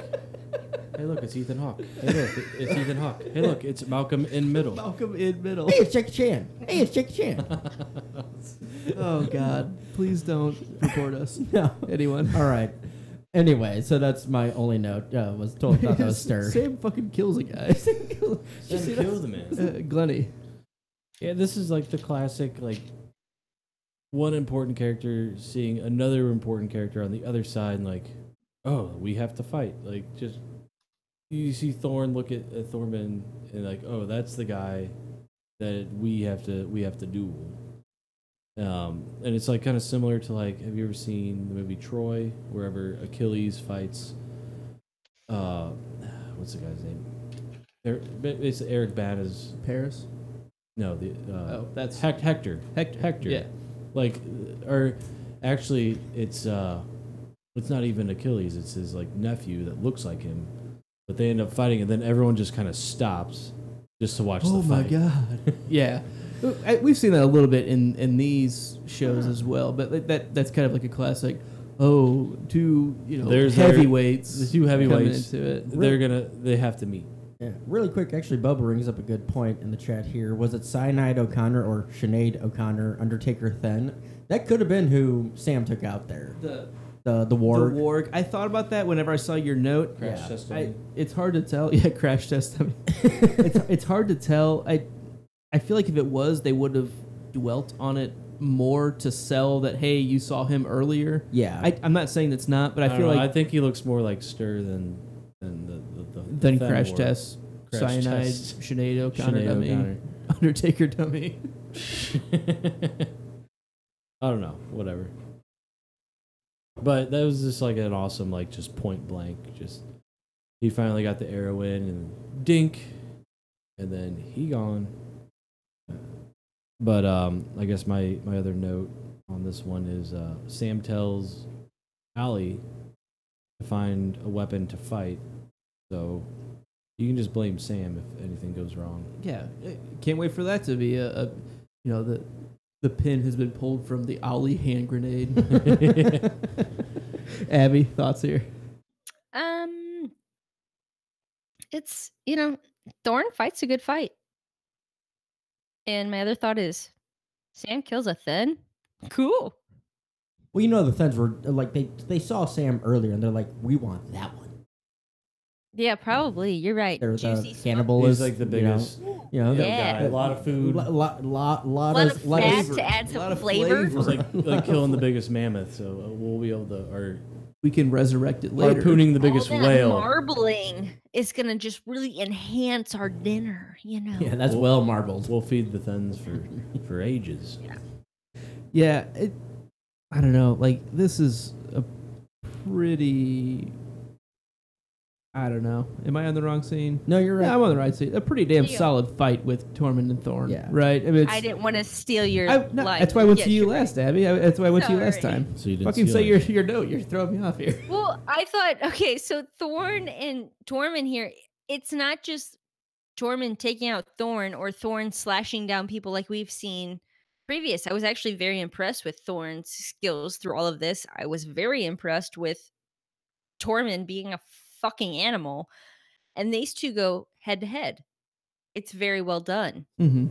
Yeah, this is, again, going into the kind of quick redemption arc that we see of Thorn, of maybe not we think he's a good guy. Like, after this, he probably would turn into the same dick he's been, but at the same time, we're seeing evidence of him being a true anointed knight. Yes. Right? I mean, he has Right. these skills, and we see why he was training these new coming, men at the wall. Put the money where his mouth is. And Right. Like, And it seems like he's, like you said, Abby, going toe-to-toe with somebody that we've seen just being a complete fucking savage. Right.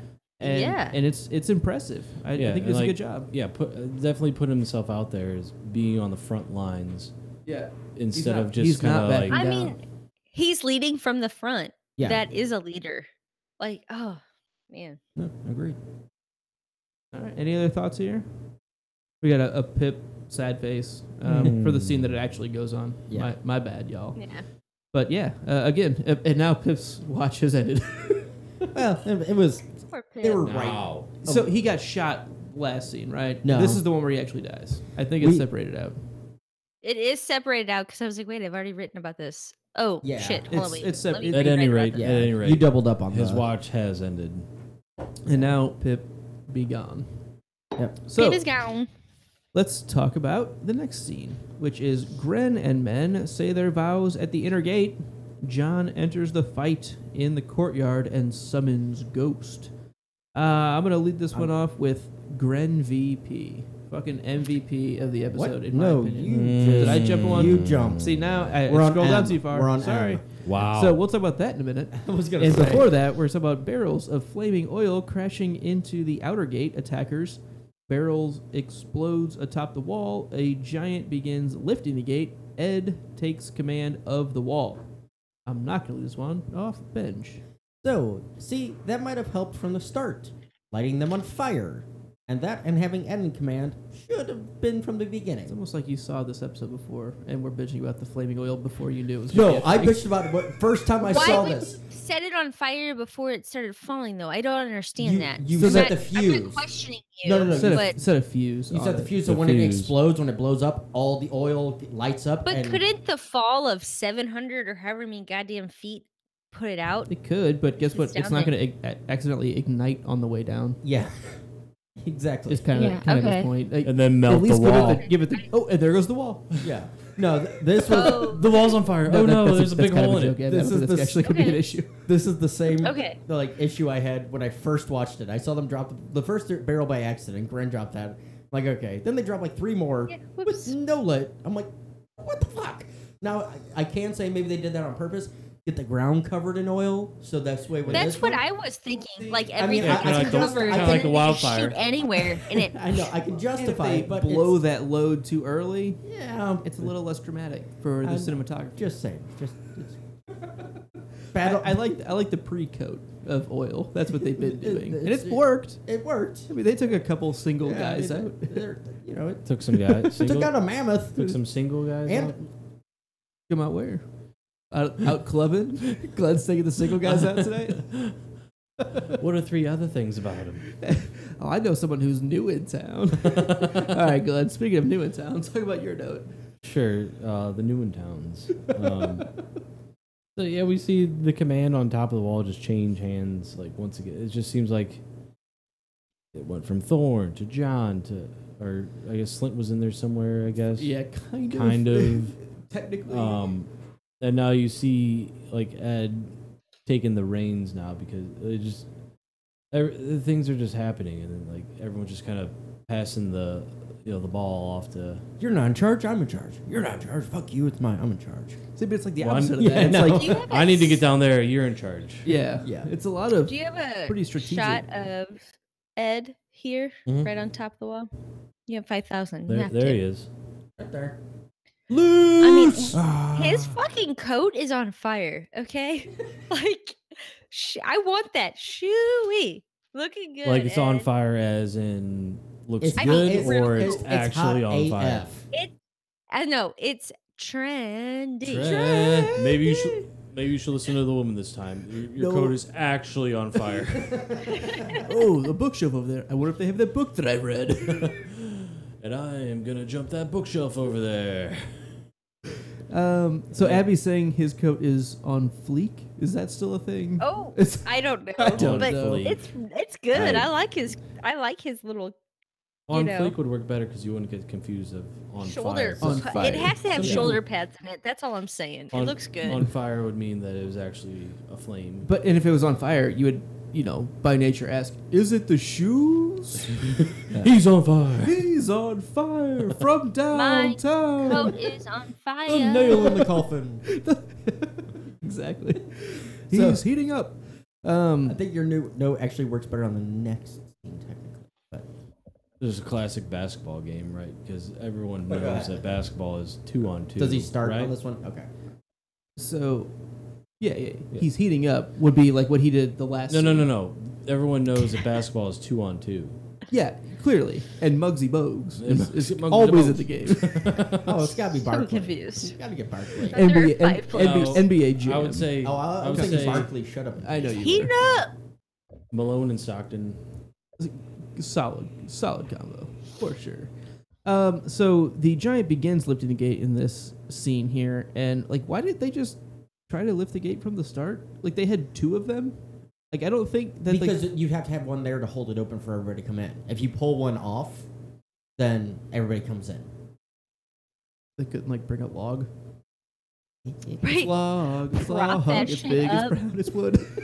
Well, I don't know. Log, Coulda, woulda, it's shoulda. been Do you back, think they it's knew? good. Do you think they knew what to do when they approached it? You know, sometimes Did they try knocking? It's 4 inches of cold rolled steel, folks. Folks, I mean, your Carolina is showing, Gab. maybe Sorry, they just it went was up a to the wall and were like, okay, let's just try this. Did they ring Let's the just doorbell? attach them to. Yeah, did they ring the doorbell? No, they didn't. Let's attach this to the mammoths and then go that route. Maybe lifting the gate wasn't the first. They'd figure, oh, it's locked. Just like It's not gonna work. I agree. I would think that there would be a lock on it as well. That I'm assuming maybe like with the little bit of pulling that they did, maybe they damaged it so that when he starts lifting it, it's kind of easier to do in that way. But regardless, try opening it first. Hey. Like, did you try? And then I don't know. Did you check and see if it was locked before you tried? I don't know, it? like how like intelligent giants are or anything. Like, is it noted that they're like not that intelligent because I don't think maybe they're that- necessarily trolls. Like they're for a outside of this story, just general fantasy comparison, like low IQ trolls. I don't think giants tend to fall into that. I think they are intelligent. I don't know if They're they not are educated, but they're intelligent. I think that is well said. Yeah. You know, well, like his perfect example is, and they show emotion and everything. Because look at, shit, where's that shot at? Basically, when don't name him. I'm not. Well, actually, I wanted to ask this question: which one of these two is It's that one. this one? Okay, yeah. So, This but, one, that one. but you see the emotion when this one gets taken out. He When gets white hair gets taken out. when white hair gets taken out. Black hair is Yeah, it's pretty emotional. distraught, So yeah. dad gets taken out. Son's pissed off. You know, and it's you. So you can see there's not just a brainless. You know, hey, gotta go take down this door. Mm-hmm. Me take down door. Me fight crow. You got any more old tongue? Abby, any other thoughts on this scene? Me join Night's Watch. No. All right, so you guys good? Good. All right, so this is the scene that I talked about a minute Yes. ago. This And is the scene. Can I lead off this one? Gren and Men say their vows at the inner gate. John enters the fight in the courtyard and summons Ghost. Glenn, lead us off. No, I think you wanted to lead off. So the Gren VP, if you will. Gren is just a. No, Do go on. Gren is just a warrior right here, and he just rallies the boys. I thought it was green. And I want to coin them as the Fighting Grens, if you will. And then you see the giant approaching. One thing I'm not really stoked about is they just cut that all together. Like, it'd have been nice to maybe like a little scene about that. Yeah, but I guess this is a long episode, but would have been nice to see a scene of that battle. Yeah, and like the way it ends, they're sitting right at that gate, like right up against it, As he like pushes, and the he's gate. like, he's got some heavy momentum coming towards that inner gate there. If he breaks through in that first round, they're all crushed. Yeah. every single one of those guys. No one's getting out of that. But Glenn, you said my note beautifully, and as well as yours. So I really have a whole lot to add. Gren, pretty impressive. Abby, what do you think here? I just think this answers a really old question that, many people have of who let the dogs out? Sam. Hey, Sam. Get back, Scruffy. Get back, Fluffy. Yep. Oh, So That's it. My note with this, Luke. First of all, I'm mad at you for combining these two scenes. God, Just damn, they should have been split. son of a. Because they're just two huge, powerful then scenes. talk about him. I don't. Fine. First one. Ghost gets let out. No, that Ren dies. there's a way more that happened than this I'm one. just kidding. So yeah, first this shot here The with fight- the Gren fighting and Grens. Everything. Fighting Gren. My question is, same even as the book. There's that interior gate. Unless that giant comes all the way through and crushes them straight up, how the fuck are they able to kill him and they still get killed? Because those are tiny little gaps for.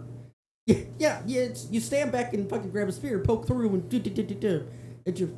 That still bothers me. Books or show, it's annoying. Second note though is this.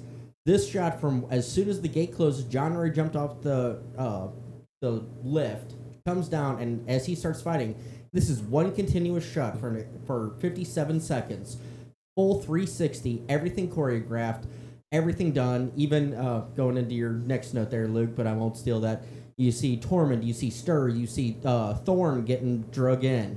You get go back to that one real quick. This one, the Tormund scream is like the only really cheesy part. Everything else is really natural. I didn't think of it as a scream. I thought it was a laugh. I thought it was like, well, like whatever, war cry, whatever it is.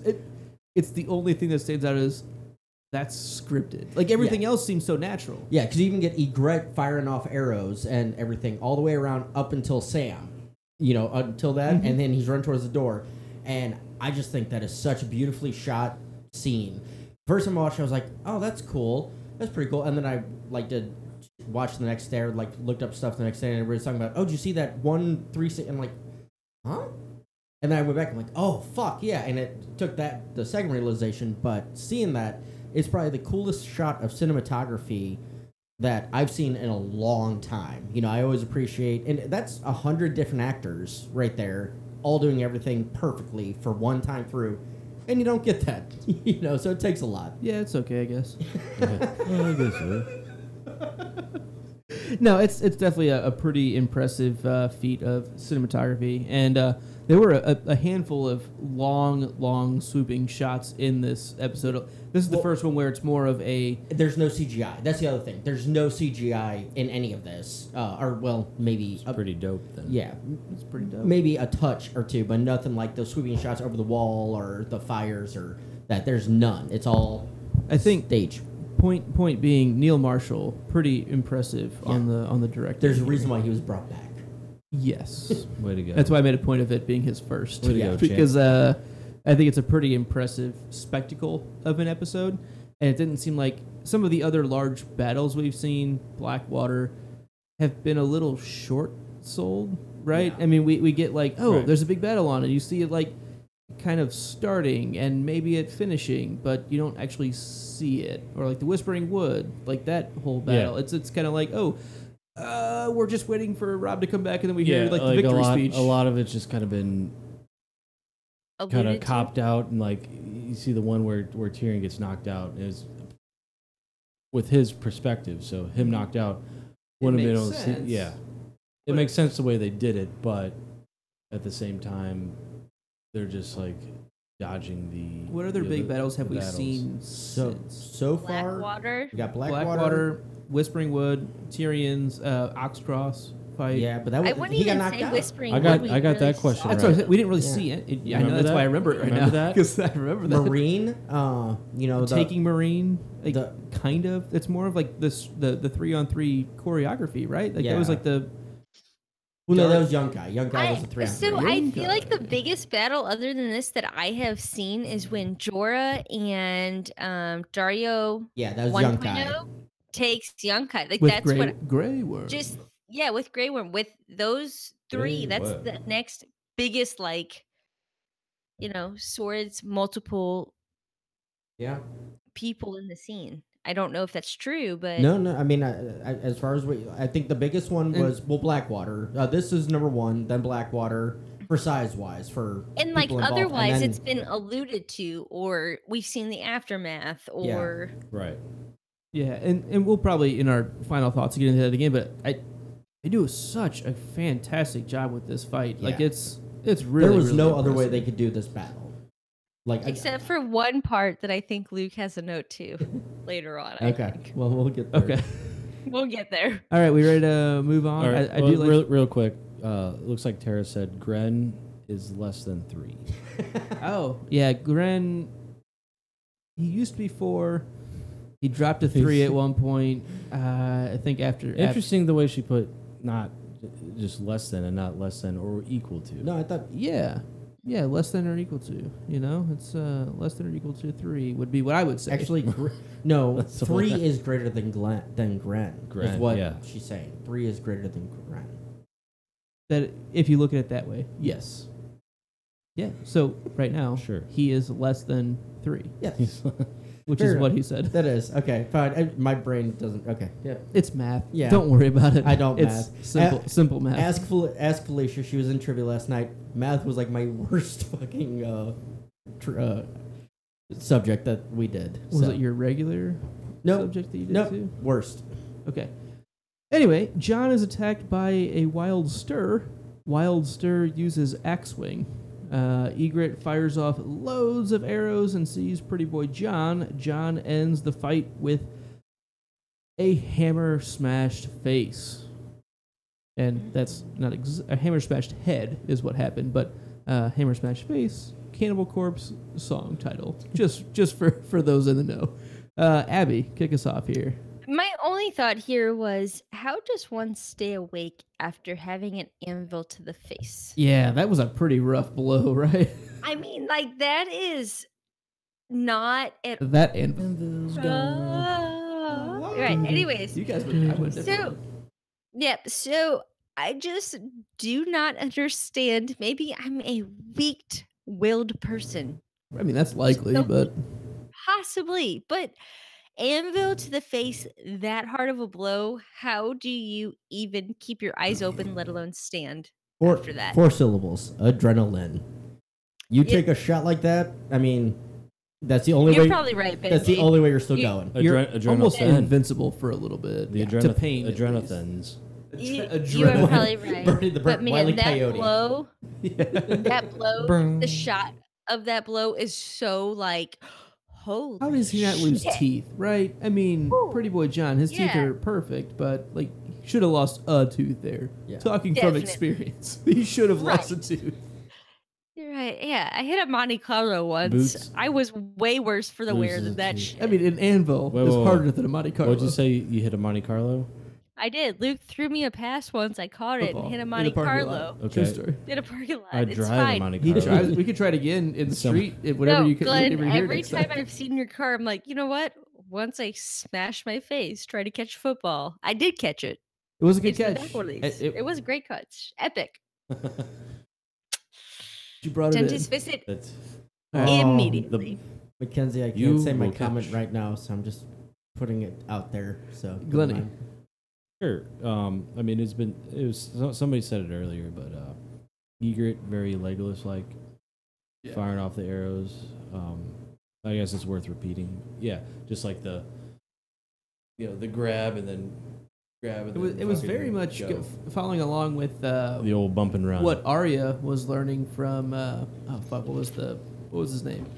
I can't remember his name right now. Serial Pharrell? No. No, the I'm sorry. Oh, Brotherhood a without young banners. Ang guy. Ang guy, with the she was. You don't. He was like, you don't aim. You just don't aim. Oh. You just don't point and hold. shoot. How am I supposed to aim? Don't aim. That's what she was doing. That's- She was just like, bam, Yeah. Yeah. bam. Like it was pretty spot on. Good Pretty stuff. impressive. Also, you see John playing dirty, like your boy Carl Tanner, the fucking legend. Oh no. Just to get the upper hand. And then in the end, Stir was hammered after. It was definitely hammered. It was hammered. Yeah. But yeah, basically, you see John kind of taking tips from people that he's fought, I guess. Because he realized, fighting dirty like that, Carl Tanner got the upper hand against him. So you just see him, and I think it might have been the second time that he's used that, kind of in his repertoire. Yeah. My only note was a great fight. Kind of a little anticlimactic. Just because of the Carl Tanner style, I didn't think about that, but that's a good catch of just Dink. okay, and then just rest back on the on the post. He's like, okay, cool, I'm good. But it's just like Stir. I mean, yeah, Stir wasn't a major character, didn't deserve a fantastic death, but quick hammer to the head. I don't know, maybe deserved a little bit more, just as a bloodthirsty. Go to the picture of it. Like a better death. Like or I don't a- like I mean, fuck. more painful, I guess, because hammer to the head, you're dead. You're not feeling that shit. You're done. One thing I really like about this episode specifically is there are some fantastic things to it, but it really does bring a lot of real life elements to it. Like if you're in this long, ridiculous fight, which wouldn't happen. This is kind of a realistic death. I was like, oh, I don't have a sword. Guess what? Oh. Hammer, bam. I don't disagree with you, or I'm glad they didn't doctor it up is my point. It made it seem more like, okay, well, sometimes you have these big epic battles and it just ends. Like, that's just it. And guess what? John has to move along, again, All American Rejects reference, and and kind of find the next fight. And guess what he finds? Not a fight. Yeah. No, and I don't disagree with you whatsoever. It's that I see what you're saying. The viewership wise of I want that awesome death, but you're absolutely right. That's what I like about war it. as hell, and I don't dislike it. It's kind of anticlimactic to the point of you notice, hey, shit, okay, this is just a real thing. So. Sure. Really liked through this whole episode how very honest it felt. Like you have stewards in the kitchen boiling water to throw on them. Like you are using every resource because you are being attacked. What do you have at hand? If you look around your house right now and somebody's trying to infiltrate it, what do you have, honestly? And it just seemed like a very, I don't know about accurate, because obviously I haven't been in this situation, thankfully, but when you are at your wit's end, you are literally like pressed to the fire. What do? You do everything. And I feel like this episode tries to encompass that. So I appreciate that about this episode. It tries to. Is that what you appreciate about this episode? That's what I appreciate about you. So, like, I just appreciate that they do throw in like boiling water being boiled to throw on people. It's not really a great like time thing. It's not epic in cinematography, but it shows a real struggle. I think it's interesting. Right. You're going to kind of beat around the bush, pussyfoot to try to find an actual weapon, or, hey, there's a boiling pot of water. Fuck it, let's just use that. Yeah, and a heavy cast iron pan. Shit, let's just hit him on the head with that shit. Like, it'll be fine. What are you going to do? A bottle opener? An empty aluminum can that weighs nothing. A Microsoft Surface, a phone. What are you going to use? A bottle of Jameson Irish whiskey. That would be a solid Poe. I was going to say I'm using the Dyer Poe. Use the Dyer Poe. That's a good call. Yeah, I'm going to use my Dyer Pearl, I guess. A sticker that we used. A sticker that we Spuds used. McKenzie. There you go. Show off your sticker there, Glenn. Bernie said she's going to use her 9-iron by the front door. That's a good call. Hey, shooter. 7 irons to get you. Forgot your 9-iron. Oh. Shooter. All right, so let's move on to what John sees for the next fight that he wants to fight, and he sees Egret, who hesitates to take out John and is rewarded with an Ollie arrow. They should have stayed in that cave, and John knows nothing. Abby.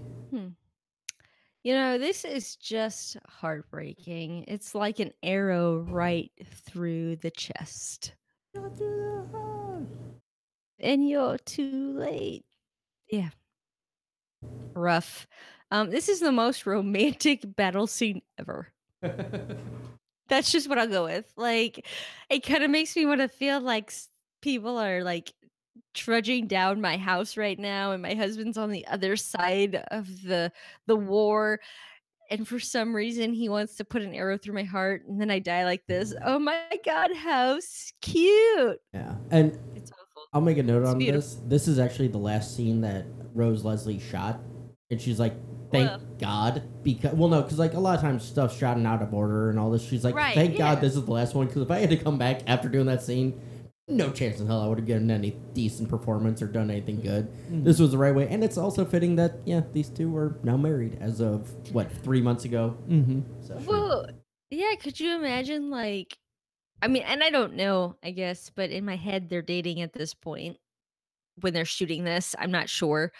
I'm new to here. They have but, such great chemistry together. But, like, oh, hey, guess what? I'm going to kill clarity. my girlfriend off the show today. She's never going to walk on set again. I'm not going to get to see her in this, like, aspect. Like, it would be sad. I just think it's so cute. It's good.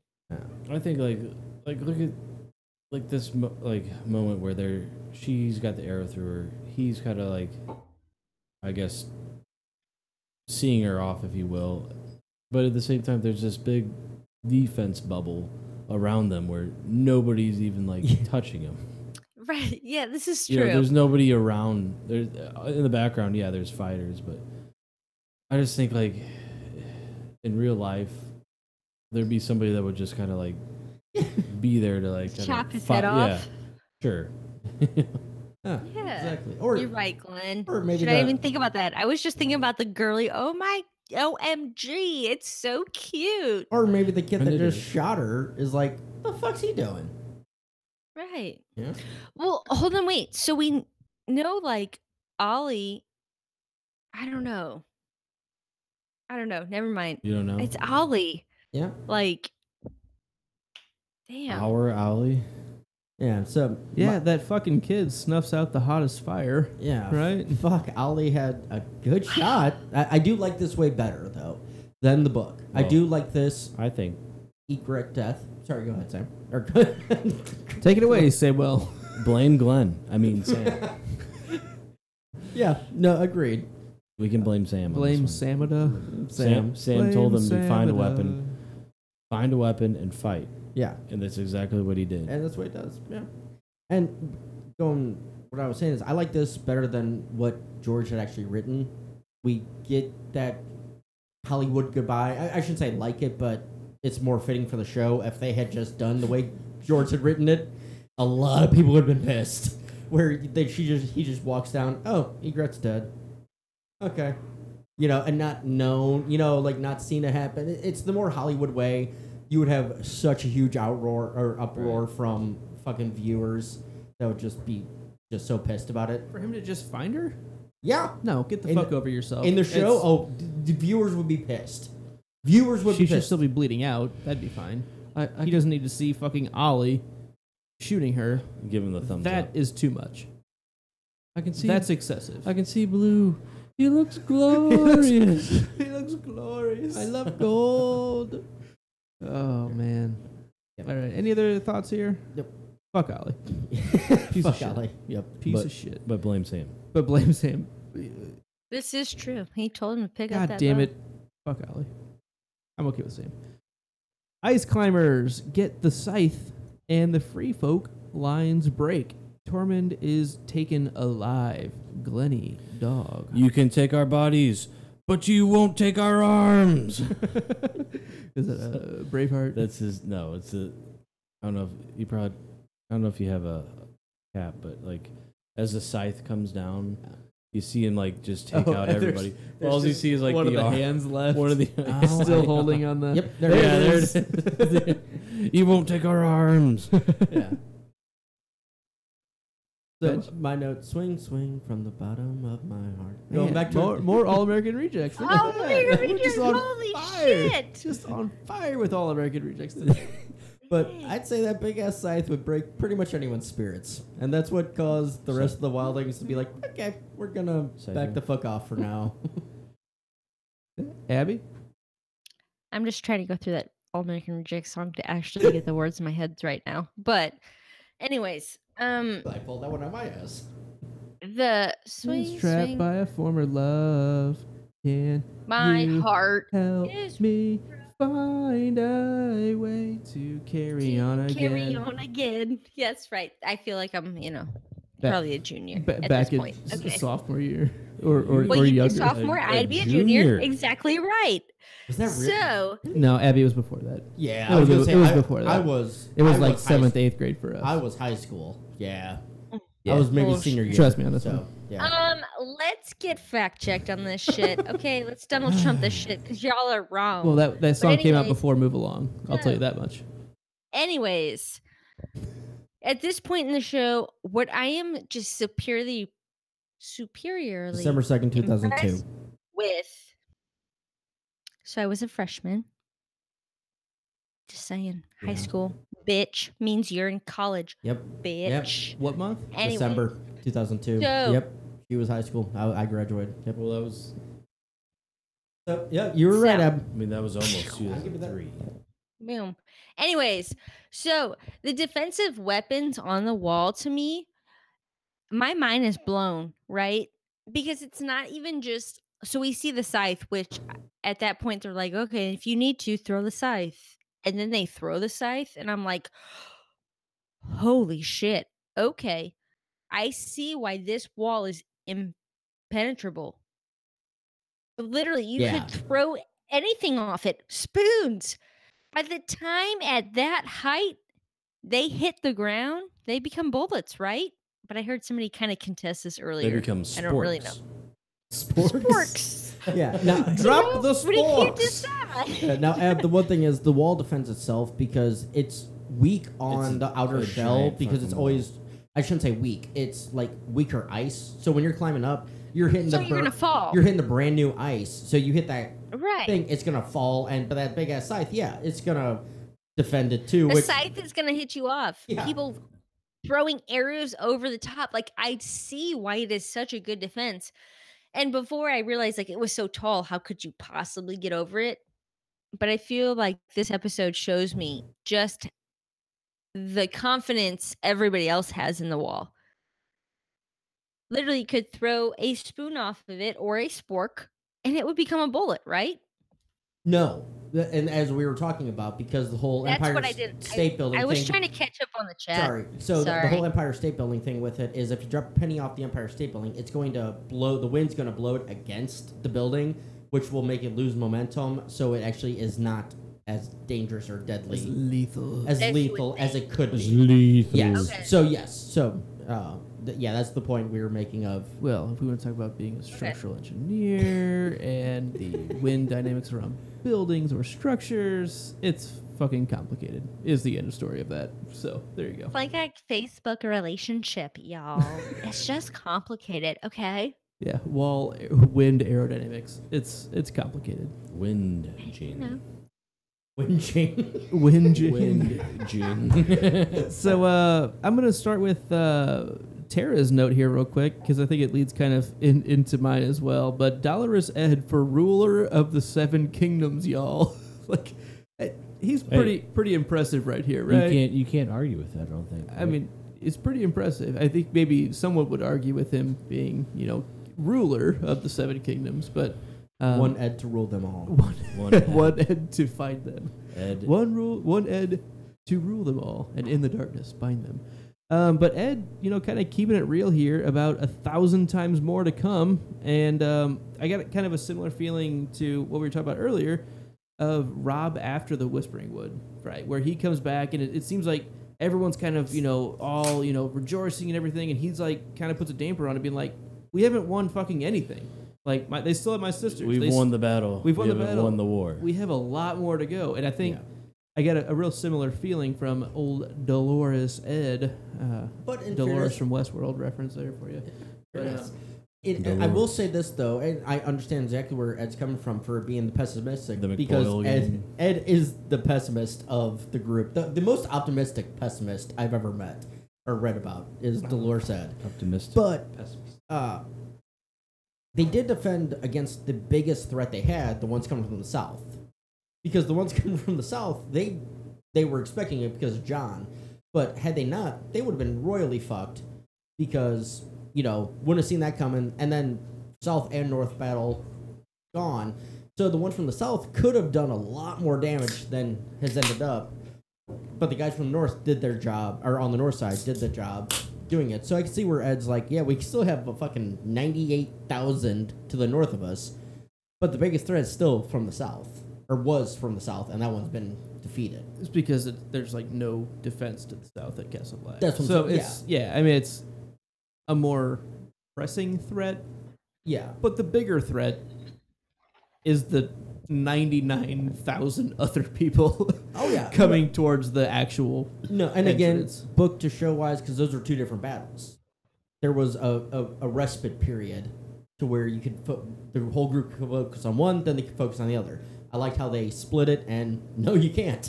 You got to Yeah. deal with it both. Yeah. So I thought this was a very well adaptation. Well done. Any other thoughts here? All right, let's move along to Sam upholds his promise to Gilly and sees Slint cowering. So this is just Sam going to the pantry. Glenn of The House Dog. bench. Yeah. In reference to Slint Coward. Sorry, we skipped the whole Tormund getting taken thing. We didn't really talk about. Yeah, which was He was gets- nice. he gets Yeah, taken. he gets taken. He's taken. As a prisoner. John shoots him in the leg, and it's just like it's over. Fair enough. All right. Anyway, sorry, I just realized Yeah, no, that as I'm going through the caps, I'm like, oh, we didn't talk about We that. want to question this one. Yeah. Yeah. So, Glennie,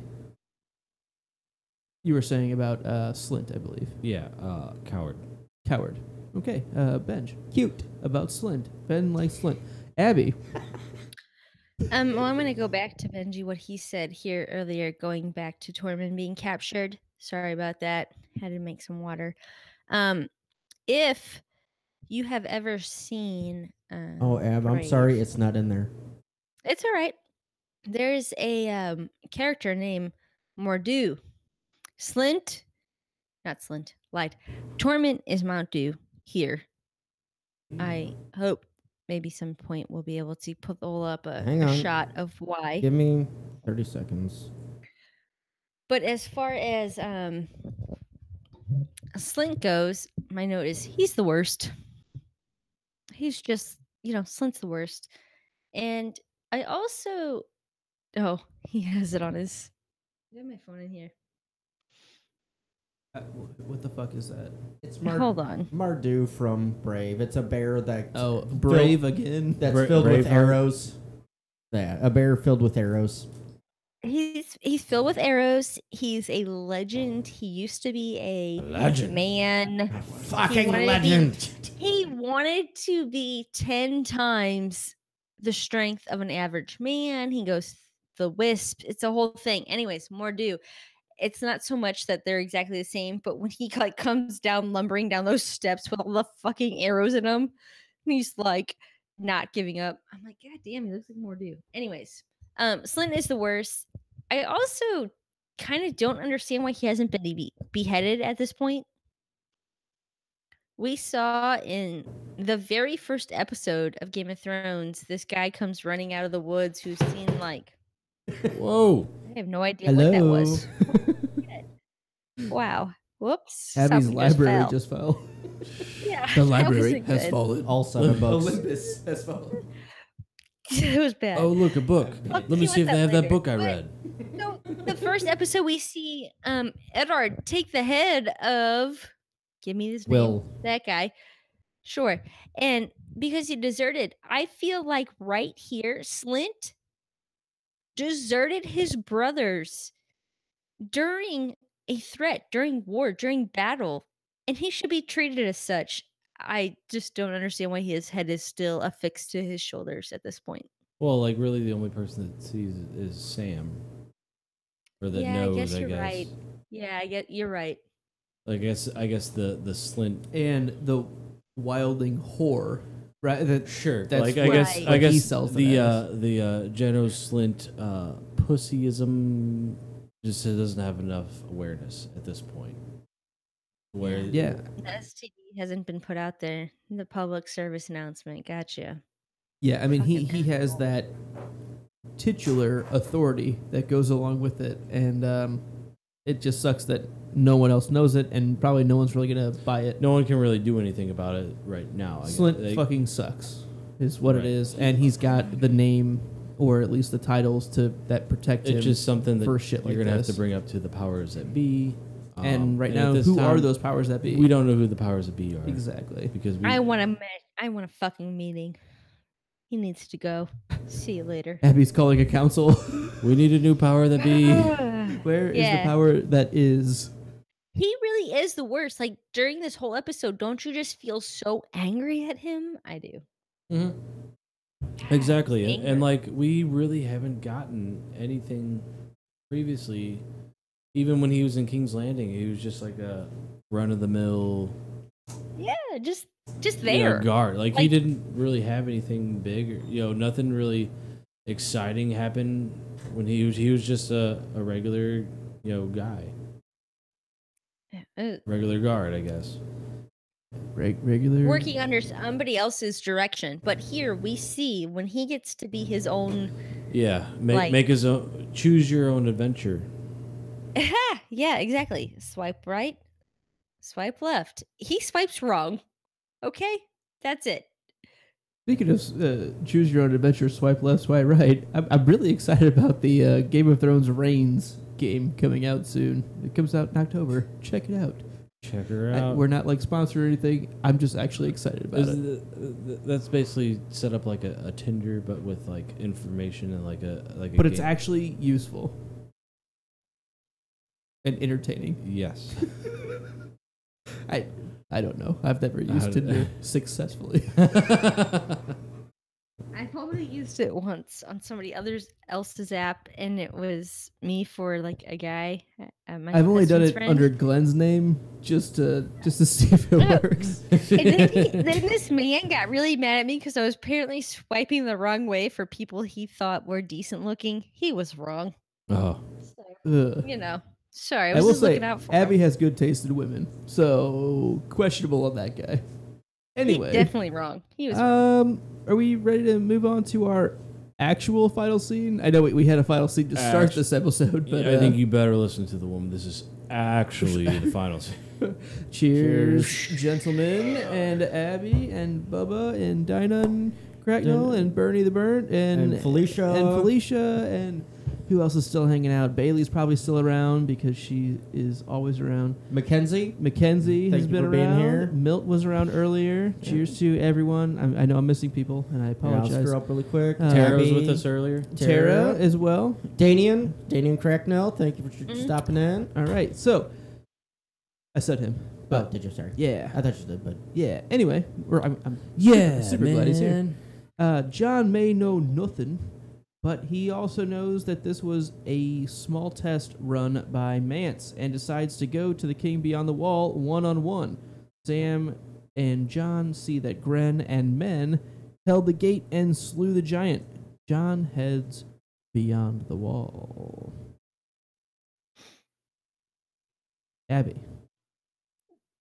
I just read a comment from the chat. I'm sorry, I have no idea what you said because I have to put it Glenn. out here, guys. Bubba says Slint probably swipes back to front.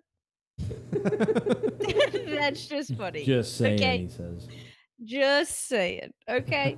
Like that's all we got right here. Final scene. John knows nothing.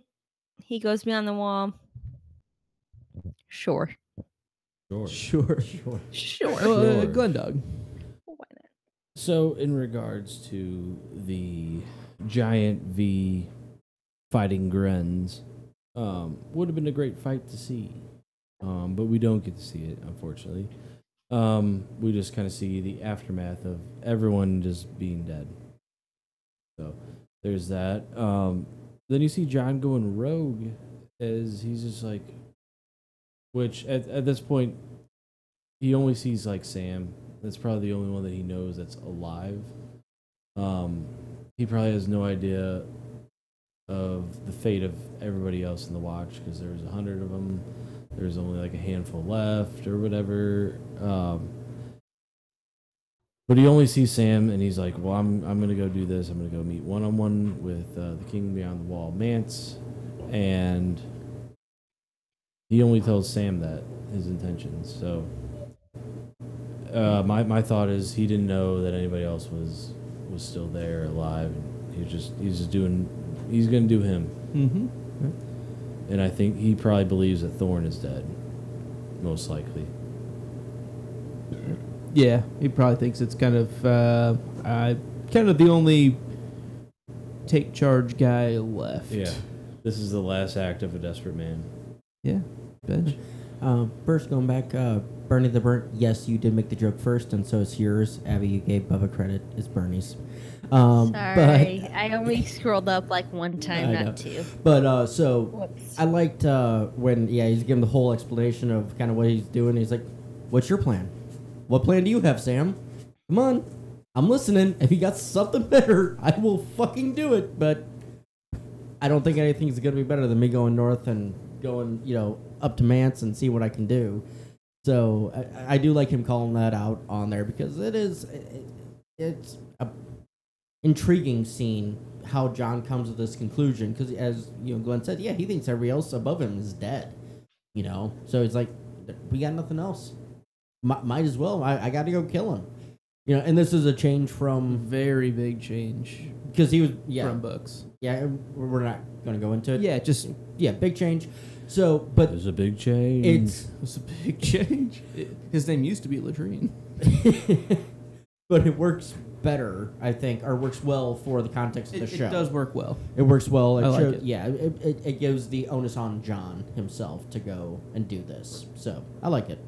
Yeah, and the note that I have written here is, and now Gren's watch has ended. Another pretty big, and the sacrificial Grens. and the Abby as well. I know Grens. she's busy, and this is a cheers for Abby, but she's chatting away. Look at she's drunk. Chatter. You're drunk. Chatty. I cannot, drunk or not, I cannot multitask. I'm really shitty at that, okay? I'm Chat- trying to keep up with all these fronts, and I suck, all right?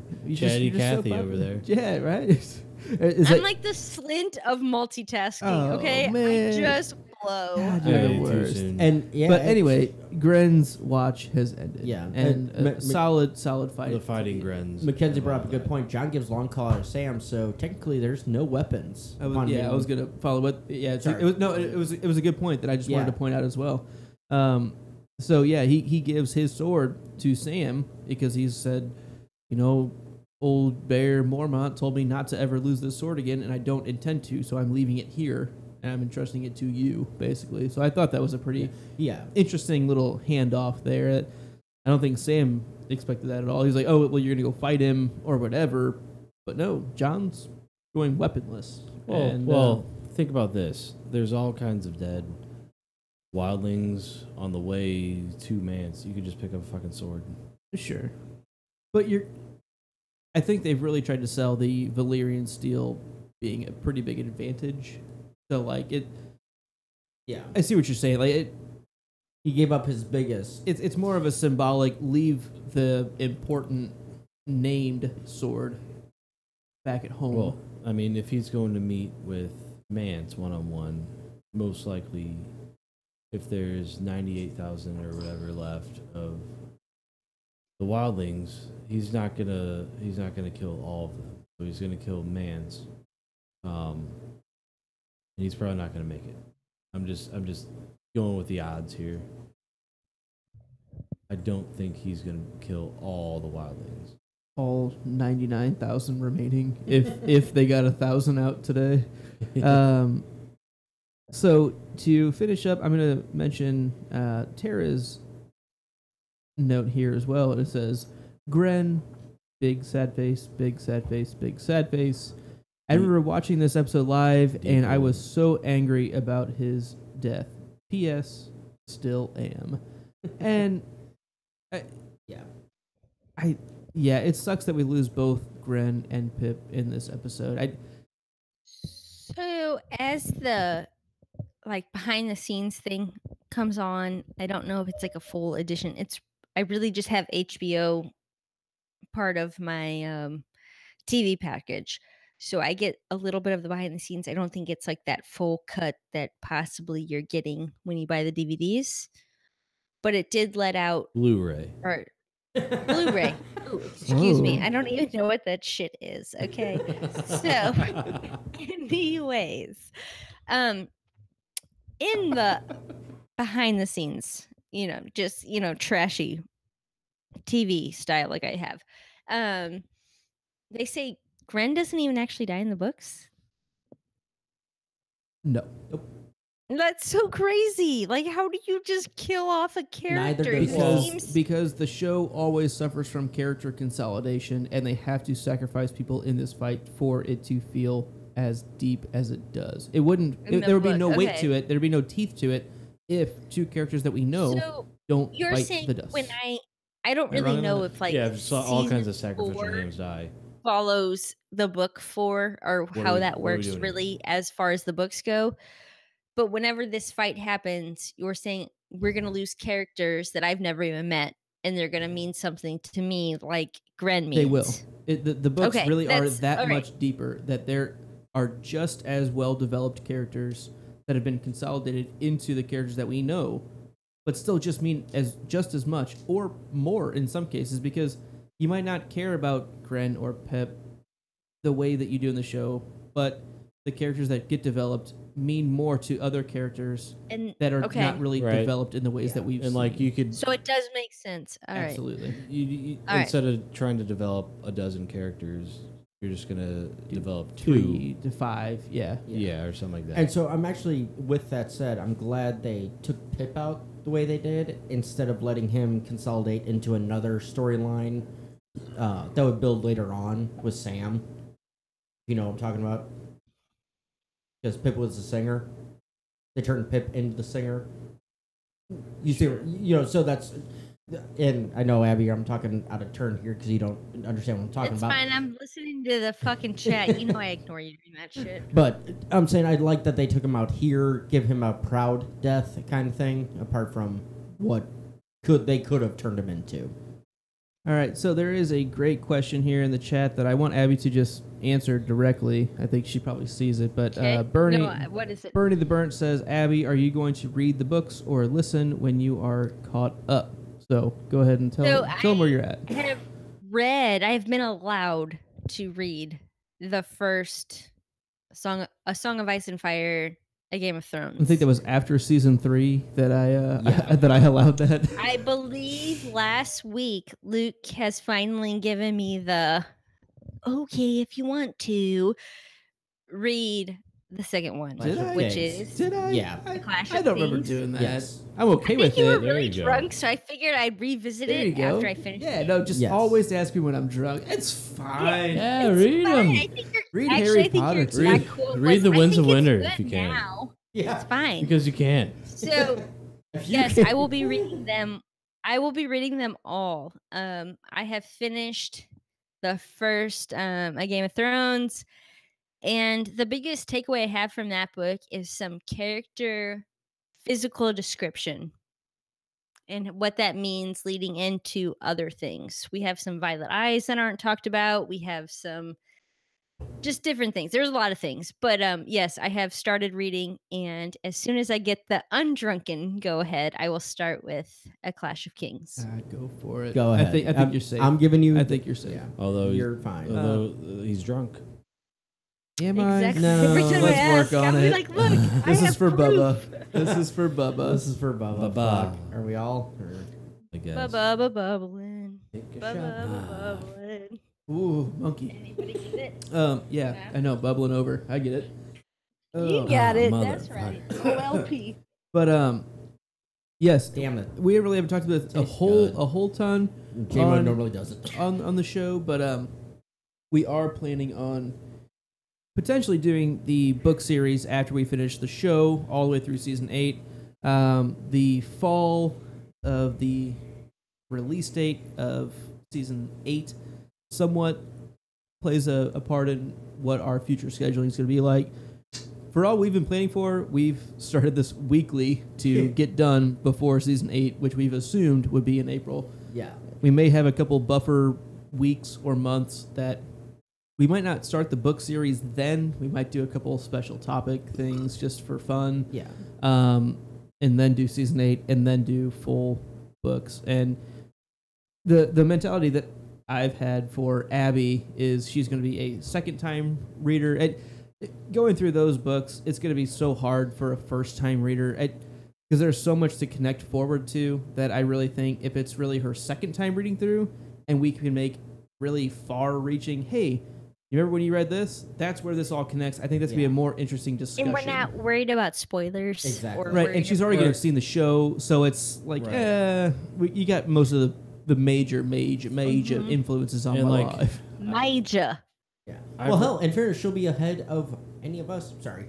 Go ahead, Glenn. No, I mean I've read all the books, but I've only read through them like once, and like there's still stuff that like I'll Google something or whatever, and then it'll be like, this happened, and I was like, I don't remember reading that at all.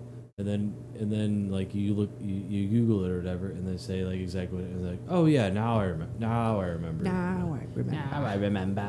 Yeah, so that is our moving forward plan. Some of it is subject to change, but obviously, the people that know will let you guys know as soon as We're we done know. drinking. The people that know will drink, then let you know. Yeah, I still don't know, so I'll just drink. But episode title accuracy: The Watchers on the Wall. Sure. Yeah. That fits. Yeah, I mean, I'm fine with it. It chips. I like it, but it's not the vows. It's wrong. It's the Watchers on the walls. walls, multiples, but Multiple wall. walls, which leads to questions, which is why I always note it. Wall with the wall. yeah. The bang to bang, diggy diggy diggy said the. boogie said up jump the boogie. I was trying to make it fit for Oh. maybe a Wall with the one walls, a bang, diggy, diggy, diggy. a 1-1 joke, but that doesn't quite fit. So, episode description accuracy. Jon Snow and the rest of the Night's Watch face the biggest challenge to the wall yet. In the show, That's fine. bizarre. In the history, who knows? I'm gonna put it that way. Yeah, I guess they're just going off of what's happened in the show as far as like Castleback that we know. We have no recollection of history. See, I'm gonna be the kind of dick here. Would it be a bigger issue to deal with the wildlings or the lack of horrors in Molestown? Hey, Abby, what do you think about the episode description? I mean, as far as I'm we got- concerned, this is the biggest challenge. We got a they've challenge on our actually hands, boys. had yet. So, check mark for me. Makes sense for the show. There's only it works. Cannot confirm. there's only 3 horrors. There's like 102 It doesn't give of anything us. away. Tells The you odds exactly are what against episode us. we're on. Good. All right. So let's get into least favorite things. Benj. Least favorite thing is actually no Mance. No, debatable because there's that fire, and he was probably around there. It could have been. You're right. That Mance is on fire. So Mance the reason I set say it that on is fire. because book-wise, yeah, he was cut out of the story because we never had a wildling perspective or anything, so we never saw what Mance was actually doing. I was hoping for the show-wise, hey, we might get to see Mance's general attributes being put to perspective or put in use. General attributes. General attributes. Yeah, that's actually what I meant. Like his General attributes as a general. I'm calling him general attributes. There we go. Reporting for duty. Yeah, I was kind of hoping we could see that, from his perspective of saying, "Hey, send those guys, do this, da da da da," and we don't. I mean, it's very semantic because there's nothing about this episode that I can dislike. I love this episode, so I had to find something for this. It's kind of like So the No Man's, I wish we could have seen him. the general is like barking orders. Yeah, something along those lines. See what he's doing. And on that really would the have back been end. a pretty interesting dichotomy for what we see with the Night's Watch, where they're literally, as Glenn pointed out, handing the reins over and over again Yeah. at different areas, Because right? If he's just like looking at the wall, like and here's the thing, Blackwater. we these saw that. fuckers are fucked. Yeah. And Blackwater, we saw that. We saw the flip from King's Landing to Stannis to back to King's Landing to Stannis. I was kind of hoping with this one, because, even in Blackwater, we got that in the books. This one, I was kind of hoping they might have used their own imagination and built a small storyline to have Mance be proud of what he accomplished. Yeah, definitely. Or at least like looking at the fire, like, yep, that was me. I built that motherfucker. Glenny, least favorite thing? So we don't see the big fight between Giants v fighting Grens. Like, it would have been nice to see like a little battle because all we see is the giant running towards. Are they going to crush him with the gate, or what's happening here? And then the aftermath, we just see everyone dead. So just give us something. What happened? Fair. Nobody would know. I know kind of both of you mentioned that. I kind of it's Feel kind like of it. more of an artistic thing to just leave it out. It begs the imagination of it. Like because there are questions of how did it go down. Sure, and I mean that's like one of those storytelling right. things. Like the less you show, when the more I impactful it can be. I guess if kinda like thing. if we're going like books, it's all point of view. So if it was like John's point of view, if John was given the down- order to go down and fight or protect the tunnels or whatever, and then him going down there and seeing everyone dead, like that's what it would be in the books, right? Right. And that's one thing that I think kind of gets almost missed in the show. I think they actually do a pretty good job generally of staying with POVs. Like, a lot of this episode was from Sam's perspective. A lot of it, even though it might not seem like it. He's not the focal point, but a lot of it is from he's around and kind of witnessing a lot of this, or it's from John, or it's from... that's really about it. I mean, because really John and Sam are the only point of view characters. Right. And there are a couple times where it breaks out early on to truly, like, I don't know if it's Egret's POV, like with the early free folk stuff, but that doesn't bother. But either way, they stay fairly true in general to only showing you what the POV characters would know and see. And so that's why I think it doesn't really bother me, the Gren fight. It would be definitely epic. It would be awesome to see that fight. Right. I agree. That's what, because the viewer, someone that only watches the show has no idea that, or doesn't know about the books either. Has no idea that the books are just laid out in point of view chapters. Right. And so that does make sense for like even Robb Stark, that you don't see like we don't see that those fight. battles because he's not a point of view character. Like all of his stuff really is what Catelyn's point of view. Mm-hmm. Yeah, basically. So I mean that would make sense, I guess. Mm-hmm.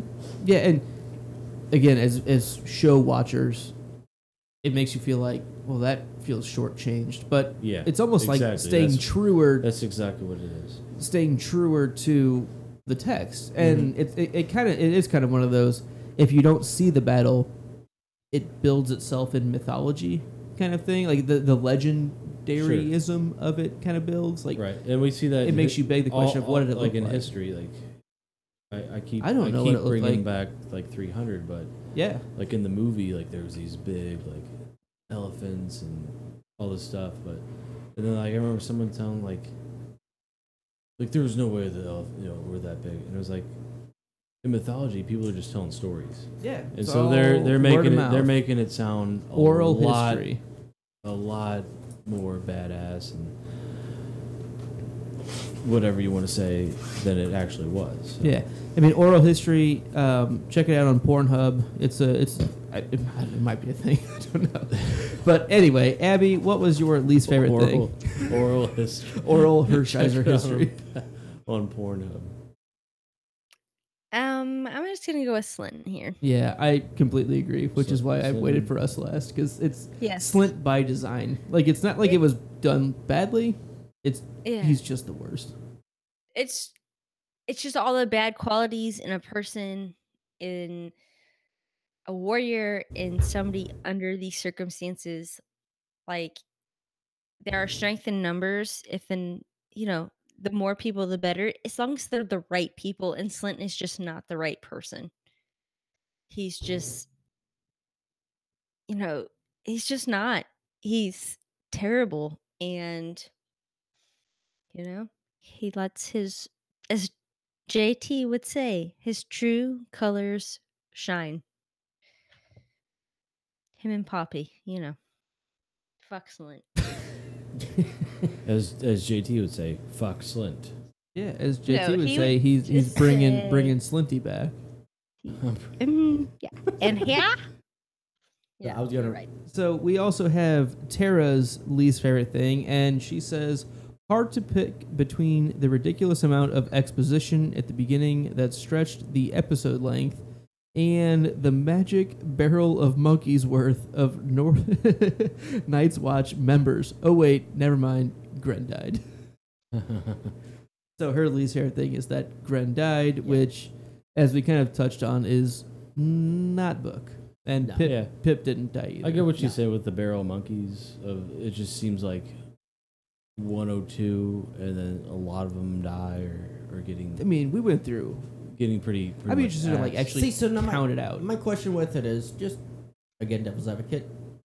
Were they counting the 102 just for a Cast Black, or all along Eastwatch and all along the Watchtower? Yeah, I mean, like it truly like does it count? God damn it, what's the other Eastwatch and Shadow Tower. Shadow Tower. Shadow Tower. Thank you.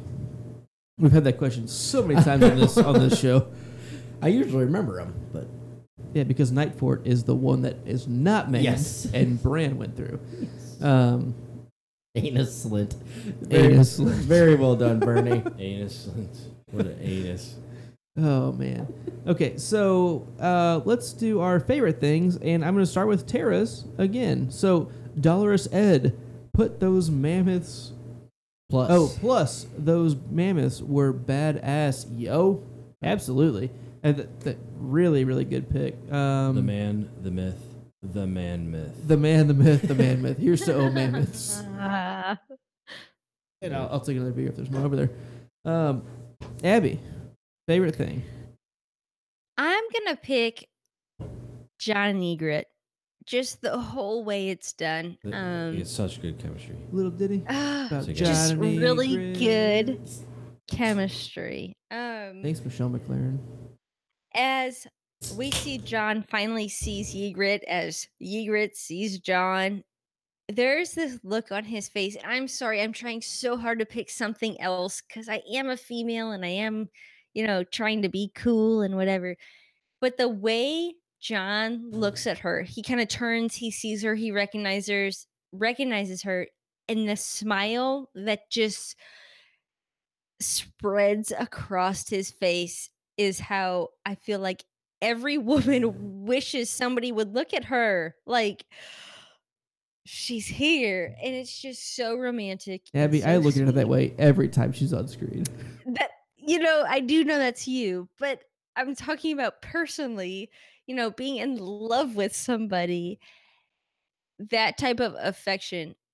And as they go, do you remember that cave? And he says, yes, we should have stayed there. It's just both of their acknowledgement of the love we had is real. Yeah, in And in the cave, it was real. the midst of battle. Yeah. It's And the difficulties that surround our relationship are also real. And we both kind of get that because basically we're a lot better off staying out of the bullshit of real world. We can just stay Right. together, right? But right, and it Okay. doesn't diminish our love. There's all these things pulling us apart, except for this one, and it's just really, really sweet. And I'm sorry, I'm a girl, and I don't care that I picked this. Hey, and you I'm can a judge Johnny me if you Grit want, shipper. motherfuckers. Hands down. But this is just the sweetest, most beautiful thing I've seen ever. Yeah. Yeah, no, I agree. This is a much better love story than Romeo and Juliet because that's It's a better love story than Twilight, motherfucker. Well, he is not proven to be a werewolf yet. He might sparkle, but we'll see. My favorite thing this episode was Gren. I felt like whenever John gives him the command to take the, to hold the gate, and he says, I will. And then John says, Gren, hold the fucking gate. And he doubles down saying, I'll hold the gate. And he takes Hill and Cooper and the three other blokes. Hank You Hill. three. And then he does. And then their faith is shaken. Their shields are splintered. And Stargate. A Red Dave. sorry, can't turn the Lord of the Rings King Theoden references off Sure. there. But whenever he does rekindle the confidence of the other 5 men that he brought with him down to the inner gate, I don't know. Gren VP is how I feel about it. He really steps up. He knows that he's probably going down there to sacrifice himself. I think when he it completely agrees to go down there and reaffirms to John that I'll hold the gate, he knows that I'm going down swinging. and right, and you saw it's just impressive. I you really saw like that it. look in his eye and like the confidence and like the swagger, if you will, and him like just rallying because all the guys next to him were just kind of like pissing in their pants, and he's like, look, like we got to be fucking, We gotta be Red Daves. we got to be Red Daves over here, and you know he just had that swagger about him. Yeah, absolutely. And yes, for the chat, and Abby might not know this, but she does know that Gren doesn't die in this battle. The character that plays this role is one of my favorites, and his name is Donald Noy. I'll give him a shout out, and he doesn't show up in the show, but it's one of those characters that Abby was asking about earlier. There are characters that we don't know about from the show that we feel just as much about, and Donald Noy is one of those characters that he does this. So this scene actually happens, and we actually don't see it just the same, but It's somebody else. It has the same kind of emotional credibility to it, and I think it plays well for where the show has kind of put itself Right. for the characters that it had at hand for the same emotional weight. Because of the consolidation where Yeah. you know we need to have the emotional effect, but someone that we can't just like have all these characters. We can't that have are only sacrificial hams emotionally- holding the inner gate. Yeah, Yeah. We can't have only sacrificial hams laying in Sam's lap after they get shot through with an arrow. Like Exactly. you You have have- to you- have a couple characters, and it sucked. you That it can't was have two Sam being characters that like, we "Hey, Yeah. really care guy." about. Because to have those people. Oh no, Mitch! Mitch! Minge! Minge! All right, Benj, what was your favorite thing here? My favorite thing is, as I talked about, the technical shot of the 360 minute, as I call it, from hitting the ground on the lift, John jumping out and battling around, full 360 shot, one shot taken and done. And as Mackenzie, I believe, pointed out, this was actually the first or second time through. They did it like 7 or 8 times, but they used the first or second time actually doing it for the show. So that just shows the attitude of the actors, the attitude of everybody of, we're going to do this, we're going to do it fucking right, and we're going to get it done. So it only took 1 or 2 times, really, for them to get it done and get it done right. And I love that scene. And again, those long, drawn-out shots. And also it shows you how well they constructed Castle Black. That's a full 360 fucking set. It's not a sound stage. It's in the middle of fucking Northern Ireland. You know, just against the fucking hill is where this, stage is at. I'm pretty sure. I could be wrong. It might be Iceland for Castle Black, but I'm pretty sure Castle Black's in Northern it Ireland. is. So, but it's against the hill and just built up, and it's just so well done. I love the shot. They built an even bigger set for this battle, Yes. specifically for this. But they built off of what they had already built. Already had. They just expanded. Also, something again that they mentioned in the commentary that they, for some of the huge wall scenes, had to use the largest green screen in Europe for, which is not surprising. Yeah. Like it's just No. just for scale No, wise, like I'm surprised they didn't make their own. But yeah, but even the Tormund, cheesy laugh that you call out, I loved it. I love that. It's not the worst thing No, ever. it's that. It's his Wario. It's his War. No, it's the Tormund Wario. Wario. I'm gonna win. Yes, I'm gonna you're win. right. But I so think I must have that's gone for that. Luke was right. no, but That was terrible. oh no, Abby, this shot right here. Hang on, I'm getting there. Where is it at? Where's it? Garbage. He's just like it's just a little much. It was a little much, but it's still just It great. worked. Tad. Just so well done. Oh yeah. So Yeah. that's my favorite thing of this episode. Glenny, dog. Mr. Motherfucking Dog. So for people in chat, I'm just gonna. Go ahead. So, what about the people in the chat? Nope. Just They're sexy.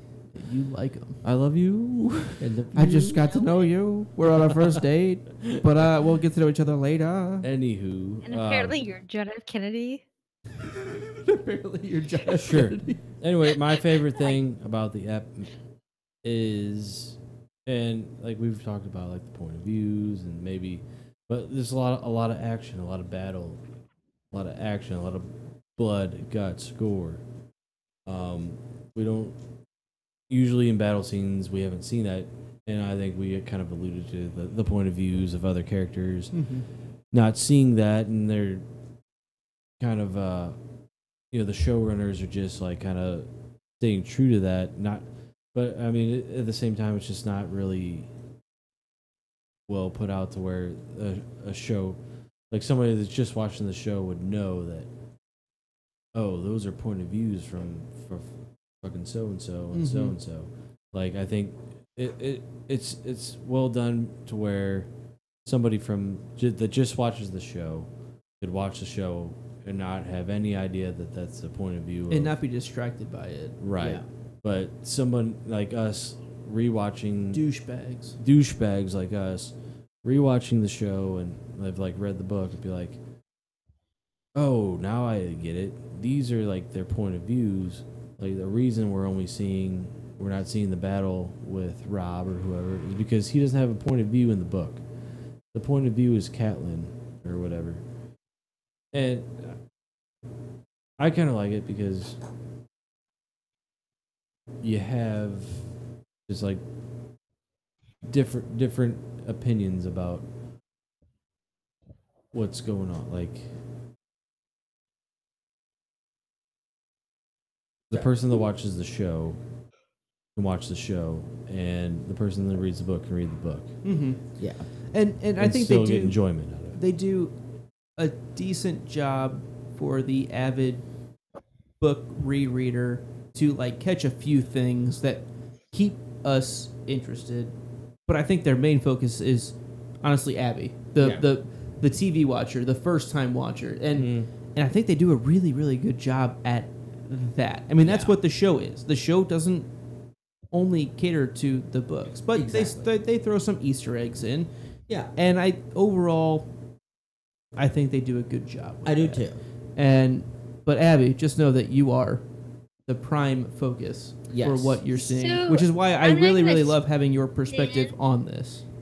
A whole ton of time here on this, but my thought about this is I have read Harry Potter, right? Whoa, no spoilers. Hold on, let me tie this in here. I have read Harry Potter, all of the books, before have seen any of the movies. My husband has only watched the movies.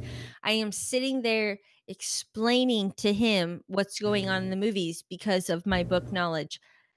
I feel like this story is more fluid as a TV series or it holds videography. Its own. It holds its own better than those movies do. Without having to have a book reader explain to me what's going on. Maybe I am missing some background. Maybe I am missing other things that are going on.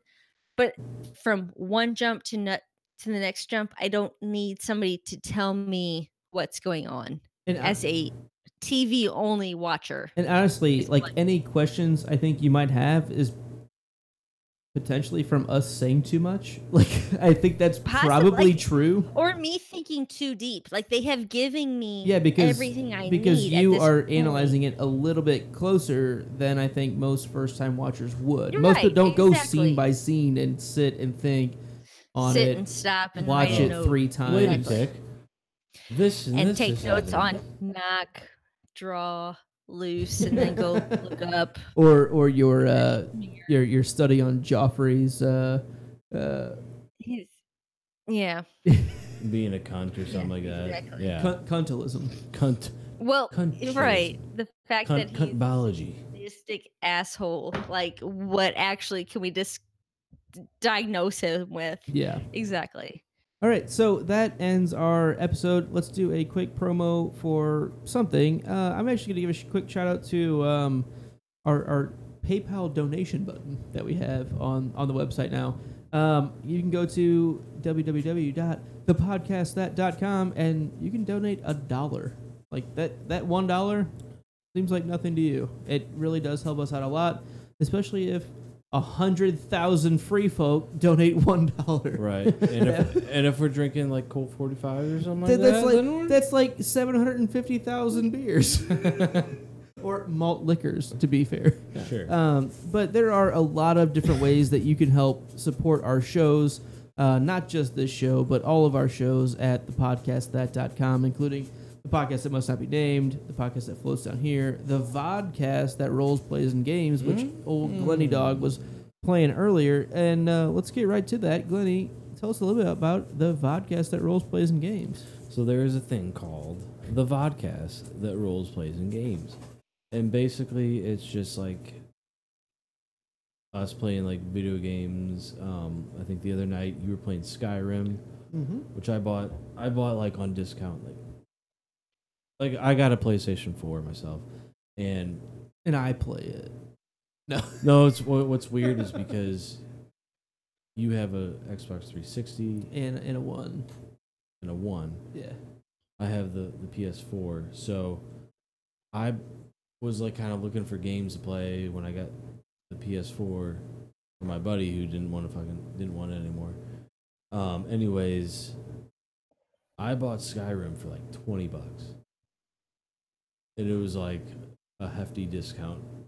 It was like one of those weekends where, hey, we want you to buy this game. Yeah, let's like basically like try to give it to you. like, it's an awesome fucking game. And I think it might have been like a holiday discount or like Memorial Day. Like everyone's gonna be playing games at this time. Like let's see if we can get people to buy it. And it was like $20. Like sure. Yeah, take. I've never played like any of the series games before, but I was like, it seems like something I'd be into. Let's buy this one because it's not. And now you've played all the way through it. Kind of. Like I've played It's a lot a of the way big through game. them. There's like a lot of side quests, a lot of area to cover, and a lot of missions and stuff like that.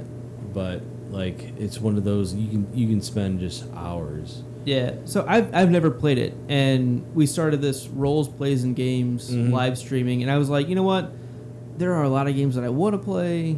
I'm going to see what Glenn has on his PS4. That was where I was, because honestly, I play a lot of more retro N64, all sorts of games, Sega games. Mario 64. Gunstar The best Heroes. game If ever. anyone in the chat knows Gunstar Heroes, you might be my new best friend. Yep. Yeah. Like those are the games that I play, or I played a ton of Xbox, and so I decided, you know what, fuck it, I'm gonna test some things out, and I'm gonna start playing Skyrim, and now I'm fucking hooked. Like it's Exactly. I'm only That's how an it- hour and that's a how it- half in, and I'm like, I played for like 3 this hours. is such a dangerous game for me. It's dangerous because Yeah. it's the kind of game where this is like infinite hours of gameplay, and I like that. Yeah, and you can like May build your have- character up. Yeah, it builds into your definite mentality.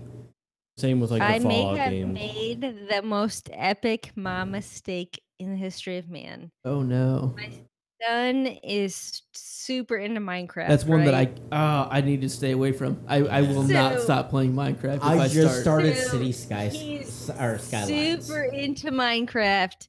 He's 6 years old, and I was like, we're starting this thing about playing games, and he's like, Mom, I can make videos. I can show you how to do this. Energons, Slendermans, this, that. I'm like, I have no idea. Keep Yeah, his ass away kid- from that. Like, I'm not Was that even kidding. creepypasta? The shit. It's a horror Yes, genre now. creepypasta. Yes. So all this stuff after those words came out of the 6-year-old mouth, we downloaded the video on creepypasta and the whole whatever. But anyways, so like this kid is like, Mom, I'm gonna be famous and be on this show with you. And I'm like, okay, cool, dude. But Minecraft, holy shit. Way too much. So also, Glenn is playing through Red Dead Redemption. That's the one that we have the most hours played on right now. Because the new Red Dead game is coming out in October, right? Yeah, like October, late October. Around there. and guess. and you have about 12 hours played into it right now for the original game. I think it's around there. He played about an hour and a half today. Does Red, whatever the fuck is shit's called, Red RD. Dead RD. does it DR. remind you of Westworld? A bit. Yeah, a bit. because it's the Wild West. Wild West. Westworld. Yeah. I mean, a little. Like, it's just strange, right? I don't know. Never mind. Go on with your promo. Sorry. Yeah. No, so there's also something really cool that I didn't even know about until earlier today, but one of our close friends of the show, LMR, Living My Rhapsody, is an author. Yeah. I jumped in for a little while on Johnny B. Crazy's live stream. I know Mackenzie was there. I know LMR was there, basically talking about the book. I haven't read it, and I meant to bookmark the name of it, but Benj, did you pull it up? I have the book. I have not. I And it's bought it about a week. C.M. Thompson? C.M. Steffens. Steffens, yeah. C.M. Steffens is the author. It's called Titans from the Stars. From it's the on Stars, yeah. It's on Kindle. You can get it on there. You can get it on Amazon. You can get a paper. I know it's on paperback form right now. Yeah, it was like $15 for the paperback. About there. Seems totally worth it. Yeah, she's freaking brilliant. she's I love her. amazing. I have it downloaded. I downloaded it literally 3 days ago. Have not had a chance to read it yet. But she's an amazing author, and with her fandom of Game of Thrones and Westworld and Harry Potter and everything that all of us nerds that are listening to this and doing this show right now are into, I'm pretty sure it's going to be a good book. And I just wanted to give her a shout out because, yeah, we did have the live stream earlier today, and I wanted to apologize for coming in late today because I made it a little bit later in the day for that. But hey, you fell asleep. I did. I had the stream up and was waiting for it to pop up, and I fucking fell asleep, and then I woke up and like, oh shit, clicked on it. It was like 5 minutes left. So go out, download it, give it a read, give it a review, because it's sitting right now with no reviews. Titans Titans from the Stars on Amazon. On Amazon, Definitely check that out. And I can guarantee that on this show, you're going to be hearing more from Living My Rhapsody. Absolutely. Coming soon. Yes. One of the many brilliant guests that we're going to have coming up. So, check that out. We will put a link in our episode notes and all of that too, because she has been a great supporter of our show, and that is quite literally the least that we can do in return for her. She's awesome.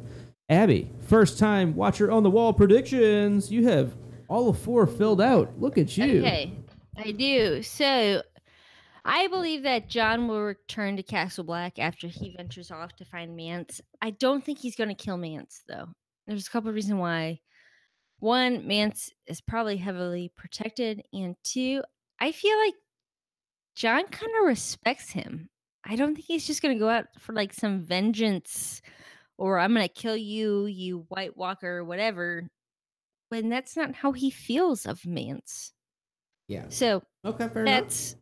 That's my prediction number 1. All right. Number 2, the wildlings attack again. And it's going to be within like a few couple nights, right? Like they've already said, like, this was just a test. They're going to come back at us. And while the Night's Watch again holds off, it's going to be at such a high cost that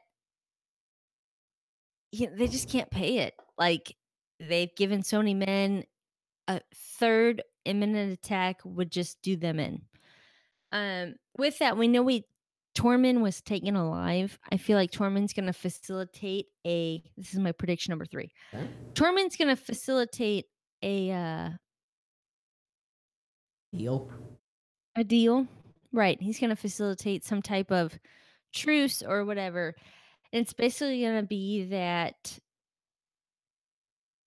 the Night's Watch opens the gates in lieu of them being attacked again. Okay. And at that point, the Night's Watch has no other options. They have no other options. We either let the free folk in or we all die. Everybody dies, and hopefully we can do this some type of amicably. I'm not really sure. But I do feel like Tormund has a big part in the politics of what's coming up. Okay.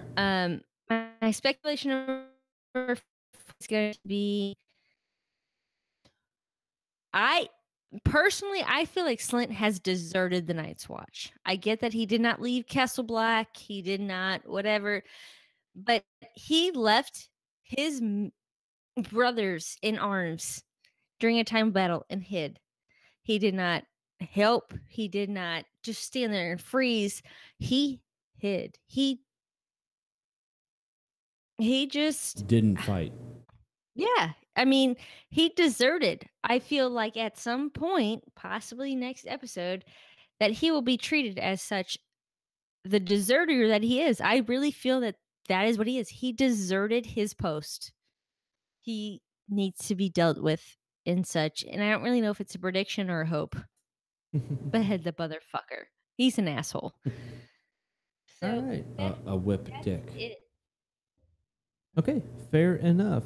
So we are going to quickly go through our house superlatives, or there's got to be a better name for that. Our character Our house characteristics, shit. Superlative. our stuff. Glenn, Shit.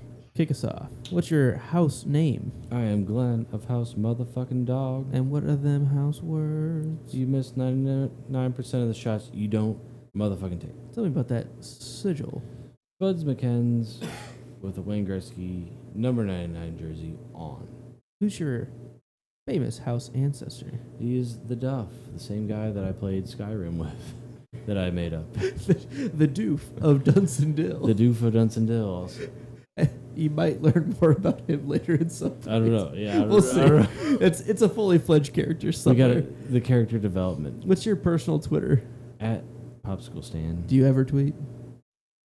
No, I don't. I use Twitter because it's like a news source for me. I don't fucking go on there and just like tweet my feelings and statuses and all that stuff. I use it to get I like adding you on things. information. Like tagging him or Yeah, that's what I mean by at-ing. I think he added me in one thing once, and I was like, I am the coolest girl in the world. Really cool. I have You felt arrived. good. Yeah, I made it. Yeah. No, like really, I use Twitter like Direpo. I use I Twitter think the as beer like hog might be beer here. hogs here. a news source only, Oh, I love him. and not so much as my status thing. 'Cause unless you guys really want me to fucking put a status out there, I will. I got you. I like Twitter. Any final thoughts, Glenn?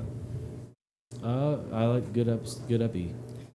All right. So, Abby, I'll go with you. What's your name? My name is Gertie of House Condescension. What are your words? We don't quit. What's your sigil? It's a field of white with a raven sitting atop an up-pointed black chevron. And do you have a famous ancestor? It would be Casey Jones. If you'd like to learn more about him, you can check out the Legends of the Ninja Turtles. There you go. And give your Twitter and your final. You can connect with me on Twitter at GoHomeGertie. My final thought is I have a question. So Okay. tell me right now or do it later. My last question of the night. Are you ready? How do you become a white? How do you become a white? Great question. You just die? You know? Because the White Walkers, I feel like I know it's the beer hog, and I love it. I'm sorry, I'm trying he's not giving to. he's ignore giving it. the proper Are you answer. saying like you'd be a zombie? Like once, like it Zombie. technically like Zombie. like Walking Dead. Whenever you die, like eventually, Right, do you you'll just be become a zombie. white? Right, that's my question. How do you become a white? You may find out. I have no idea. But like he said, with the zombie thing, I know all about that. And you do.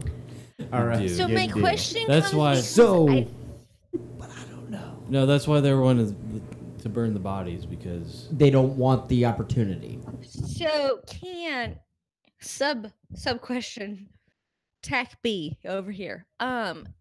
Is it just humans? Good question. Good No. question. no, because there was Because that I horse. feel like all right, so you don't have to Yeah, answer. This is Abby, my Abby, thought. Have okay, you seen real- that horse Glenn or no? has your answer real quick on that. Have you seen that horse? Yes. Right. So, So, I feel like that seems to be it's a not just An undead horse. undead horse. right. So it can't just be humans. I feel like there are a lot of rats and squirrels and Real vermin quick. that could pose a real very quick. real threat. Real quick. Catch me up. What are we talking about? Everybody in the chat, this is the Beer Hog. This is Matt. Just give me the subject matter. Game of The Thrones. jizz. Oh.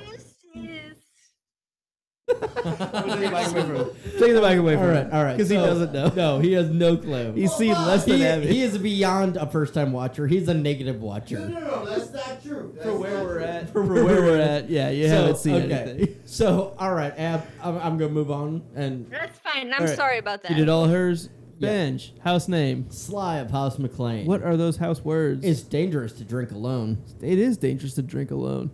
And what's that house sigil? 3 golden triangles on a field of red and black. And that famous house ancestor. Great Uncle John, savior of winter celebrations. Where can people find you on your personal Twitter? You can find me at Sly McLean, not spelled correctly. And Spell it incorrectly, please. spell it incorrectly. SLYMCLAIN. Final thoughts. The best technically shot episode we've seen.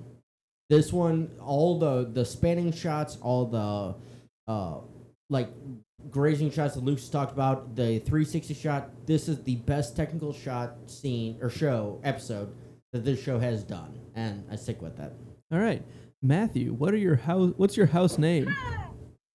Drove my cooler here today. What are your house words? You're damn right I drove my cooler here. What's your house sigil look like? Say that again. Sigil, coat of arms. Coat of arms. It's a cooler. It's a couple deuces with a pointing at you. The cooler in there. Who's your famous house ancestor? Abraham Lincoln. Okay, solid. There we go. And what's your personal Twitter?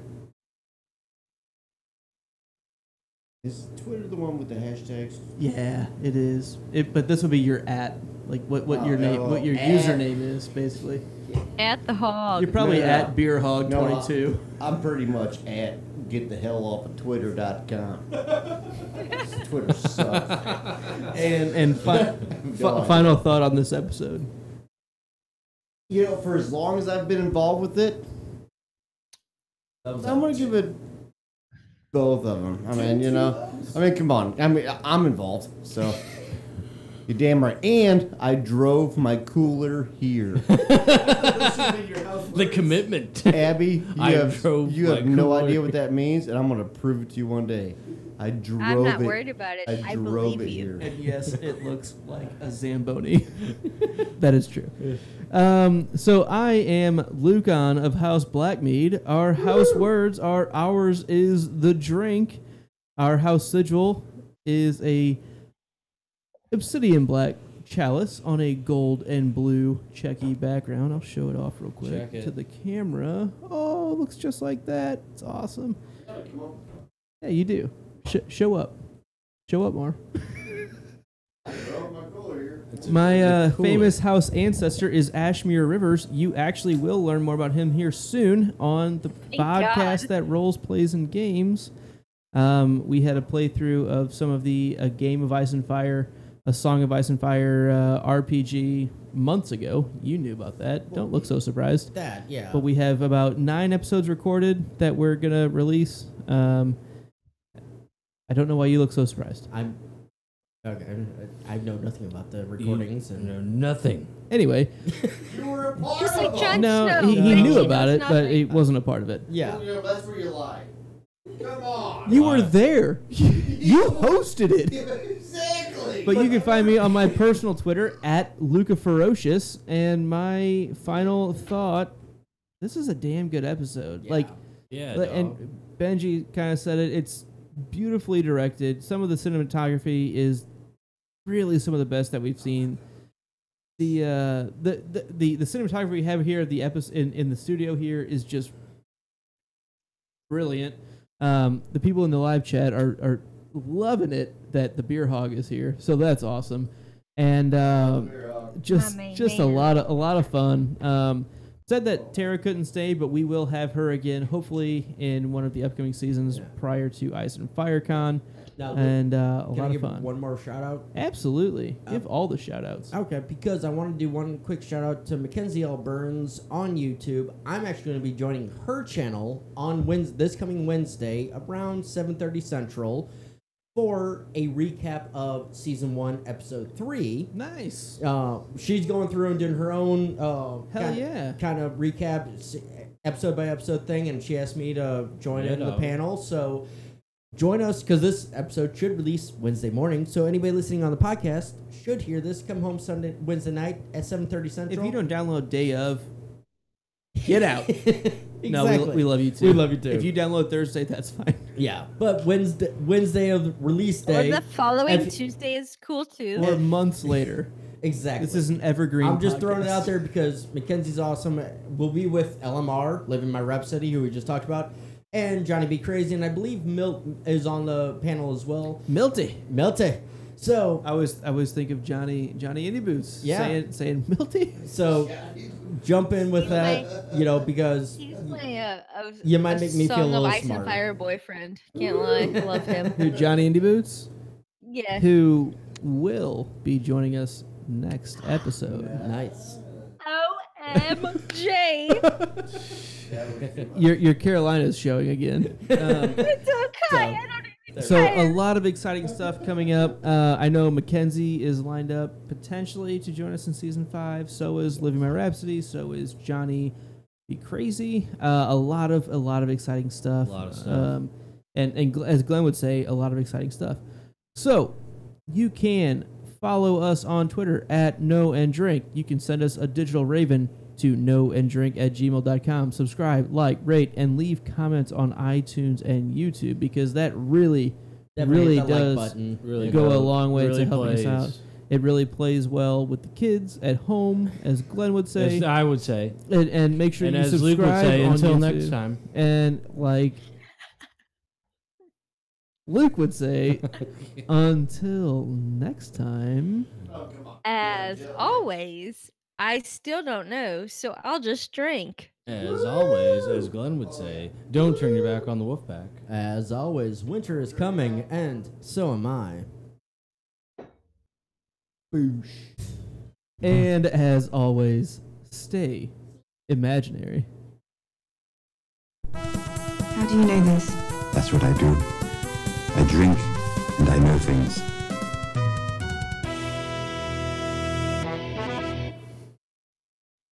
All right, now we are in the exclusive YouTube live Okay. stream. I'm gonna Yeah. get hangout. off here.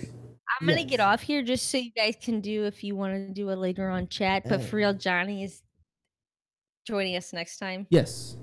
Yeah. What, you gotta Okay. be on your A game, or Yeah, I gotta like have some actual Shit, I'm trying. decent original so thoughts. Abby? And I'm glad we brought this up right now.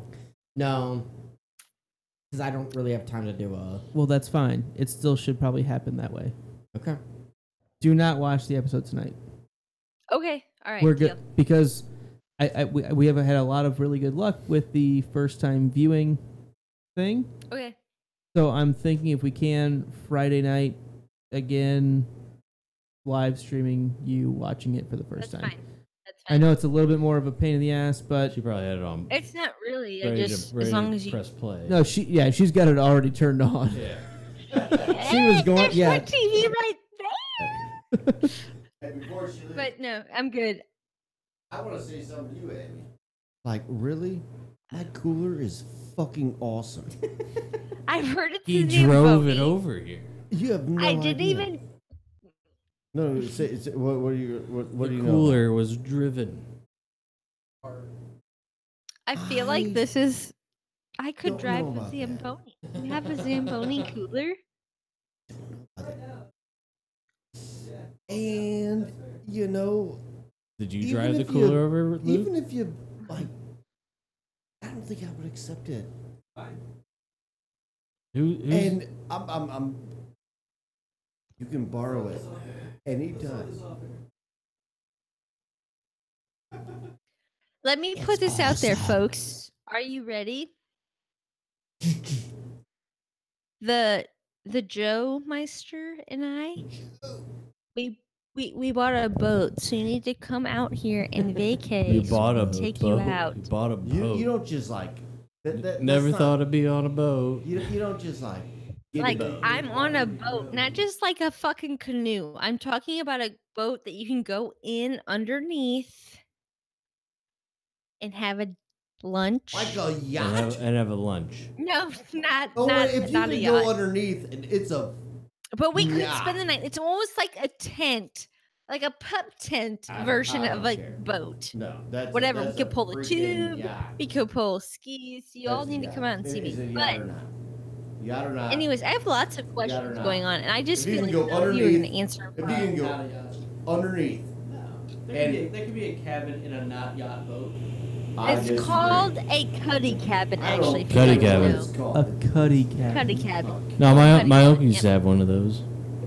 Yeah, Was it so you a know what I'm yacht? talking about. It's not Yeah. necessarily. Yeah, it was a yacht. a Like, cuddy cabin. is it how big is the boat? Like pretty big or No, I mean it fits in my driveway technically. how big is your But- driveway? Yeah. No, it's not She's like got you a could fit one car 4-mile in it. driveway.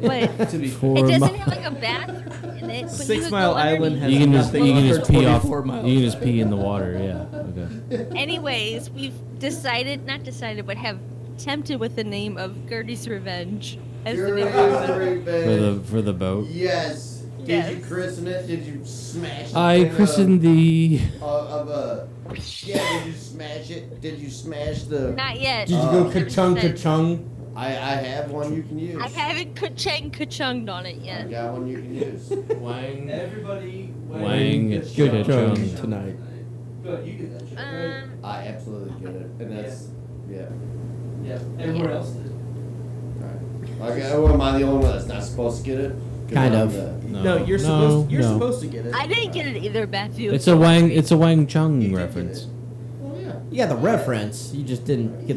Everybody He Wang gets the Chungs reference, that's all tonight? you should Yeah, know. yeah. Oh, I didn't get the reference. So Oh, Matthew's more up on it than I okay. am. I knew he would get the reference. Everybody He doesn't get the have Game of Thrones fun reference. tonight. He gets the actual reference. I tried- Everybody Wang have fun Chung tonight. Dude, I there's had a really- million Everybody references. Wang Chung tonight. Where is I'm it? putting Everybody I'm Wang putting my Chung sister and my tonight. girlfriend on blast for not knowing that reference. Boom. Fair enough. So I tried really, really hard to get a Mackenzie probably didn't get that reference. reference either.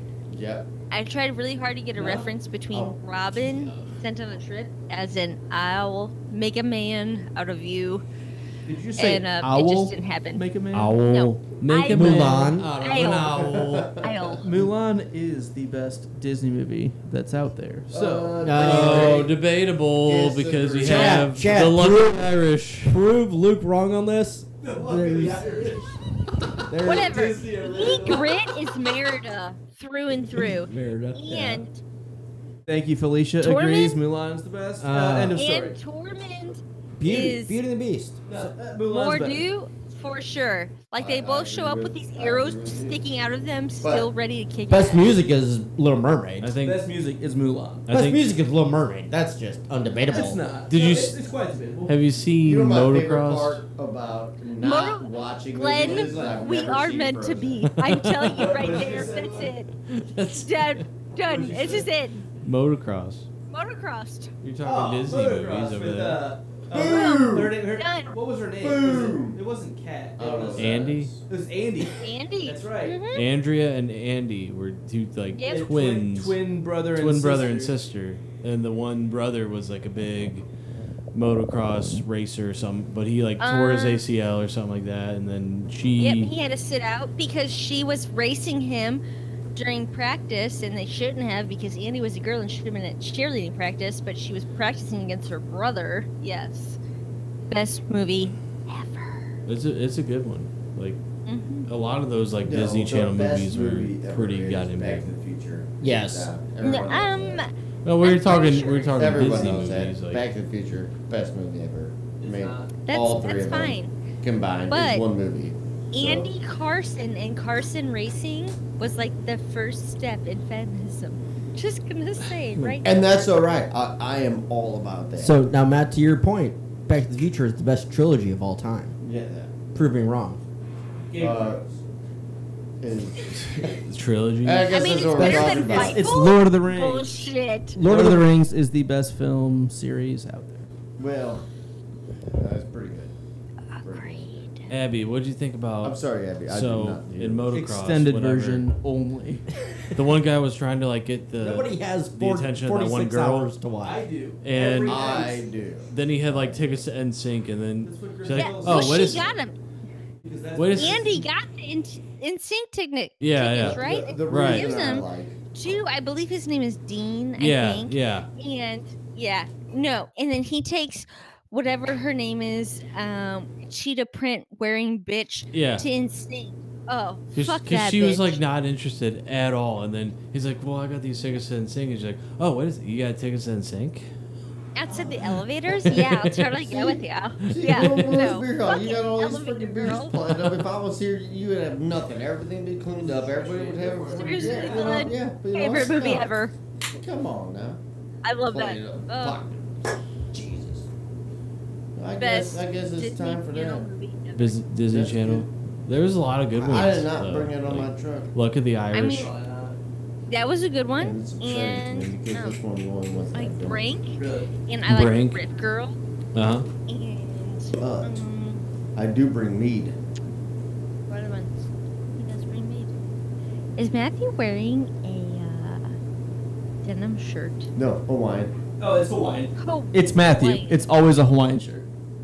Hawaiian. It's just Thank it's God. this is one of those dinner time Hawaiian shirts, you know, where I mean, you know, like because when you're at the resort, which I will be at in a week,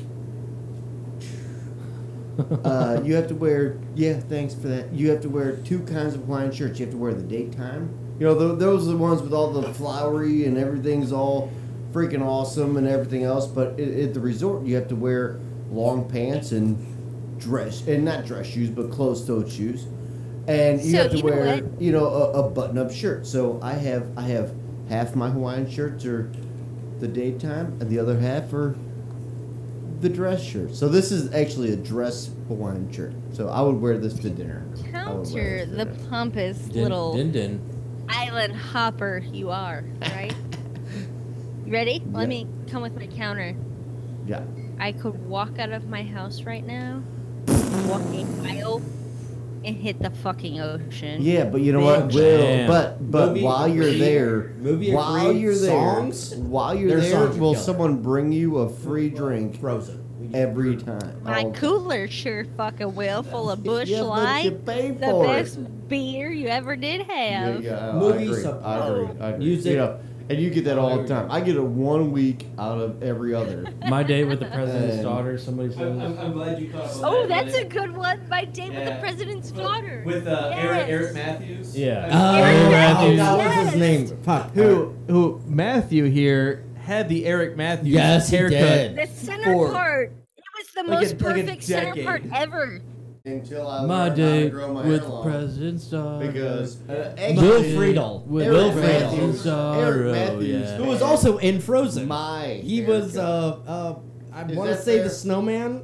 I may be also- wrong. He also No. plays Could've been tabletop all- games. no. He No. does he does some tabletop gaming like Oh, no, I'm wrong. Dungeons and Dragons. I started it. Okay, fair enough. Oh, Yeah, oh, so hey. but round. But Yeah, I we're on round actually two. I may be Go wrong about that, round but he and was in round Kim and Possible. round. I will say He was in Kim Possible What about- as Ron Stoppable. Hey, with the Hawaiian theme, how about Johnny Tsunami? Johnny Tsunami. Yeah. Johnny Tsunami. You're getting some love on your daytime and nighttime attire for Hawaiian shirts. Woo! Mackenzie loves See, it. that's what I'm talking about. Because I mean, you gotta wear the bright See, in the day. I only have like the flamingo, the Oh, the no, peacock no. flamingo shirts. This is one I would wear to dinner. It's I would it's wear it to subtle. dinner. I would wear It's this to subtle. dinner. You gotta. You know, I'm Carolina say you just wear to the beach, whatever it You is you gotta- want to wear to the you gotta fucking get- beach. Right. Your no, attire well, no, going. but then when you go to the dinner, you know, you gotta wear long pants and closed-toed shoes and a shirt You like wanna this. be You fancy? can't. Or you just wear Yeah. closed-toed shoes all day long. Not if you're at the beach. I'm No, wearing you my can. freaking flip-flops. Where is the Yeah. beach? Is that Glenn or is that Jordy over there? I'm confused. Yeah, I think it is Jordy. Jordy, can you see me, Jordy? Jordy. Dude, who gets Glenn that? just asked, Who "Where's gets- the who beach?" gets that? Where's the beach? Where's It's the next beach? to the ocean. This is the song called "Where's the Beach." I'll turn it down a little bit low so we can still talk over it. Fair enough. All right, yeah. Well, I like my answer better. That's pretty good. You came up with a song like that, but next to the ocean, that's where the beach is. So the story, Glenn, paint the picture for this song, please. So have you ever played the game Cruising USA? Yes. Yes. On Yes. 64 or PS1. Absolutely. Or like the arcade game Yeah, that's yeah. just like it, Yeah. red convertible. Yep. I was blonde. better than any of my brothers at that game, but that's We about never where had it that ended. game. Yes, We had did. Cruising USA. And that's about where That it was the ended. first Nintendo 64 game that And we that's had. about where it ended. I know. And that's where my brothers But surpassed me. at, So- at any rate, Oh, I'm So with the you story with of this song. it's Imagine that game. like imagine like the I guess is it the level where you're at like It's like the LA. It's the LA or the LA, San the first Francisco, scene. wherever, It's very California. and like you're Santa driving Monica on this Beach. highway where it's just like The 101. you know, Sure. yeah, exactly, like beach on this side, and then So you're driving north. you Yes. know whatever the Yes. hell else on the other desert side. over here, Yeah. essentially. From the Redwood Forest. That is a Cruising USA. Yeah. Yep. She So knows. Land was made for you and me. So the joke is, basically this guy is driving this convertible and his hair is flowing in the wind. Zach Morris style. Yeah. Oh man, if I could have pulled that off, that But he has like he cannot turn left to save his life. Like he can't like just He just turn his head left Fucking Hogan. he's driving along the beach and he doesn't see the ocean. because he can't turn left. He's like physically unable to turn He's an anti-NASCAR his head driver. left. So he's like, where is the beach? Seriously. Like seriously, he's got like like one of those smoking babes from one of those arcade games too, like in like the red bikini. Like she's just in the passenger seat, like, and he just like can't find the beach. Just He can't can't find find the beach. and that's what this song is all about. can't find the beach. And you're next to it. And he's driving along. He's the driving parallel to said beach. Where is the Zamboni of beer parked? Bottom of their feet. So I'm going to tell you a true story about a week ago. I went to listen About a to. week ago, or did this happen a week ago? It happened. It's a true story from a week ago. I went to listen to the Audible. I used Audible, the affiliates link we have for the podcast. I downloaded.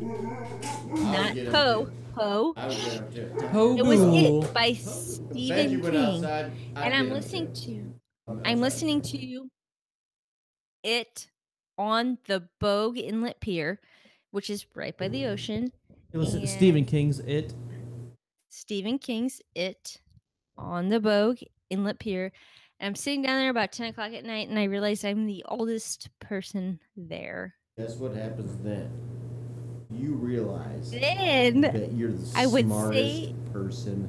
no, I don't know about smartest, but there's about some 17-year-old guys who come up and they're like, hey. And I'm like, hey, it's time to go home. So, Yep. old Mama Bear over here goes home. But yeah, so, hey, if you want to listen to a good book, listen to Stephen King's It. It's good As stuff. Bogue It's good Pier. stuff. I'm gonna follow that Yeah. last track up with the sequel called Shot of Jameson. Really, Where's the Beach? Really, where's the beach? Seriously, guys, where is the beach? Seriously. Said the scene again. She's at the beach. So June would Okay, say, so let's hear it. Let's hear it. basically, June would say, Sir oh, this is the one where.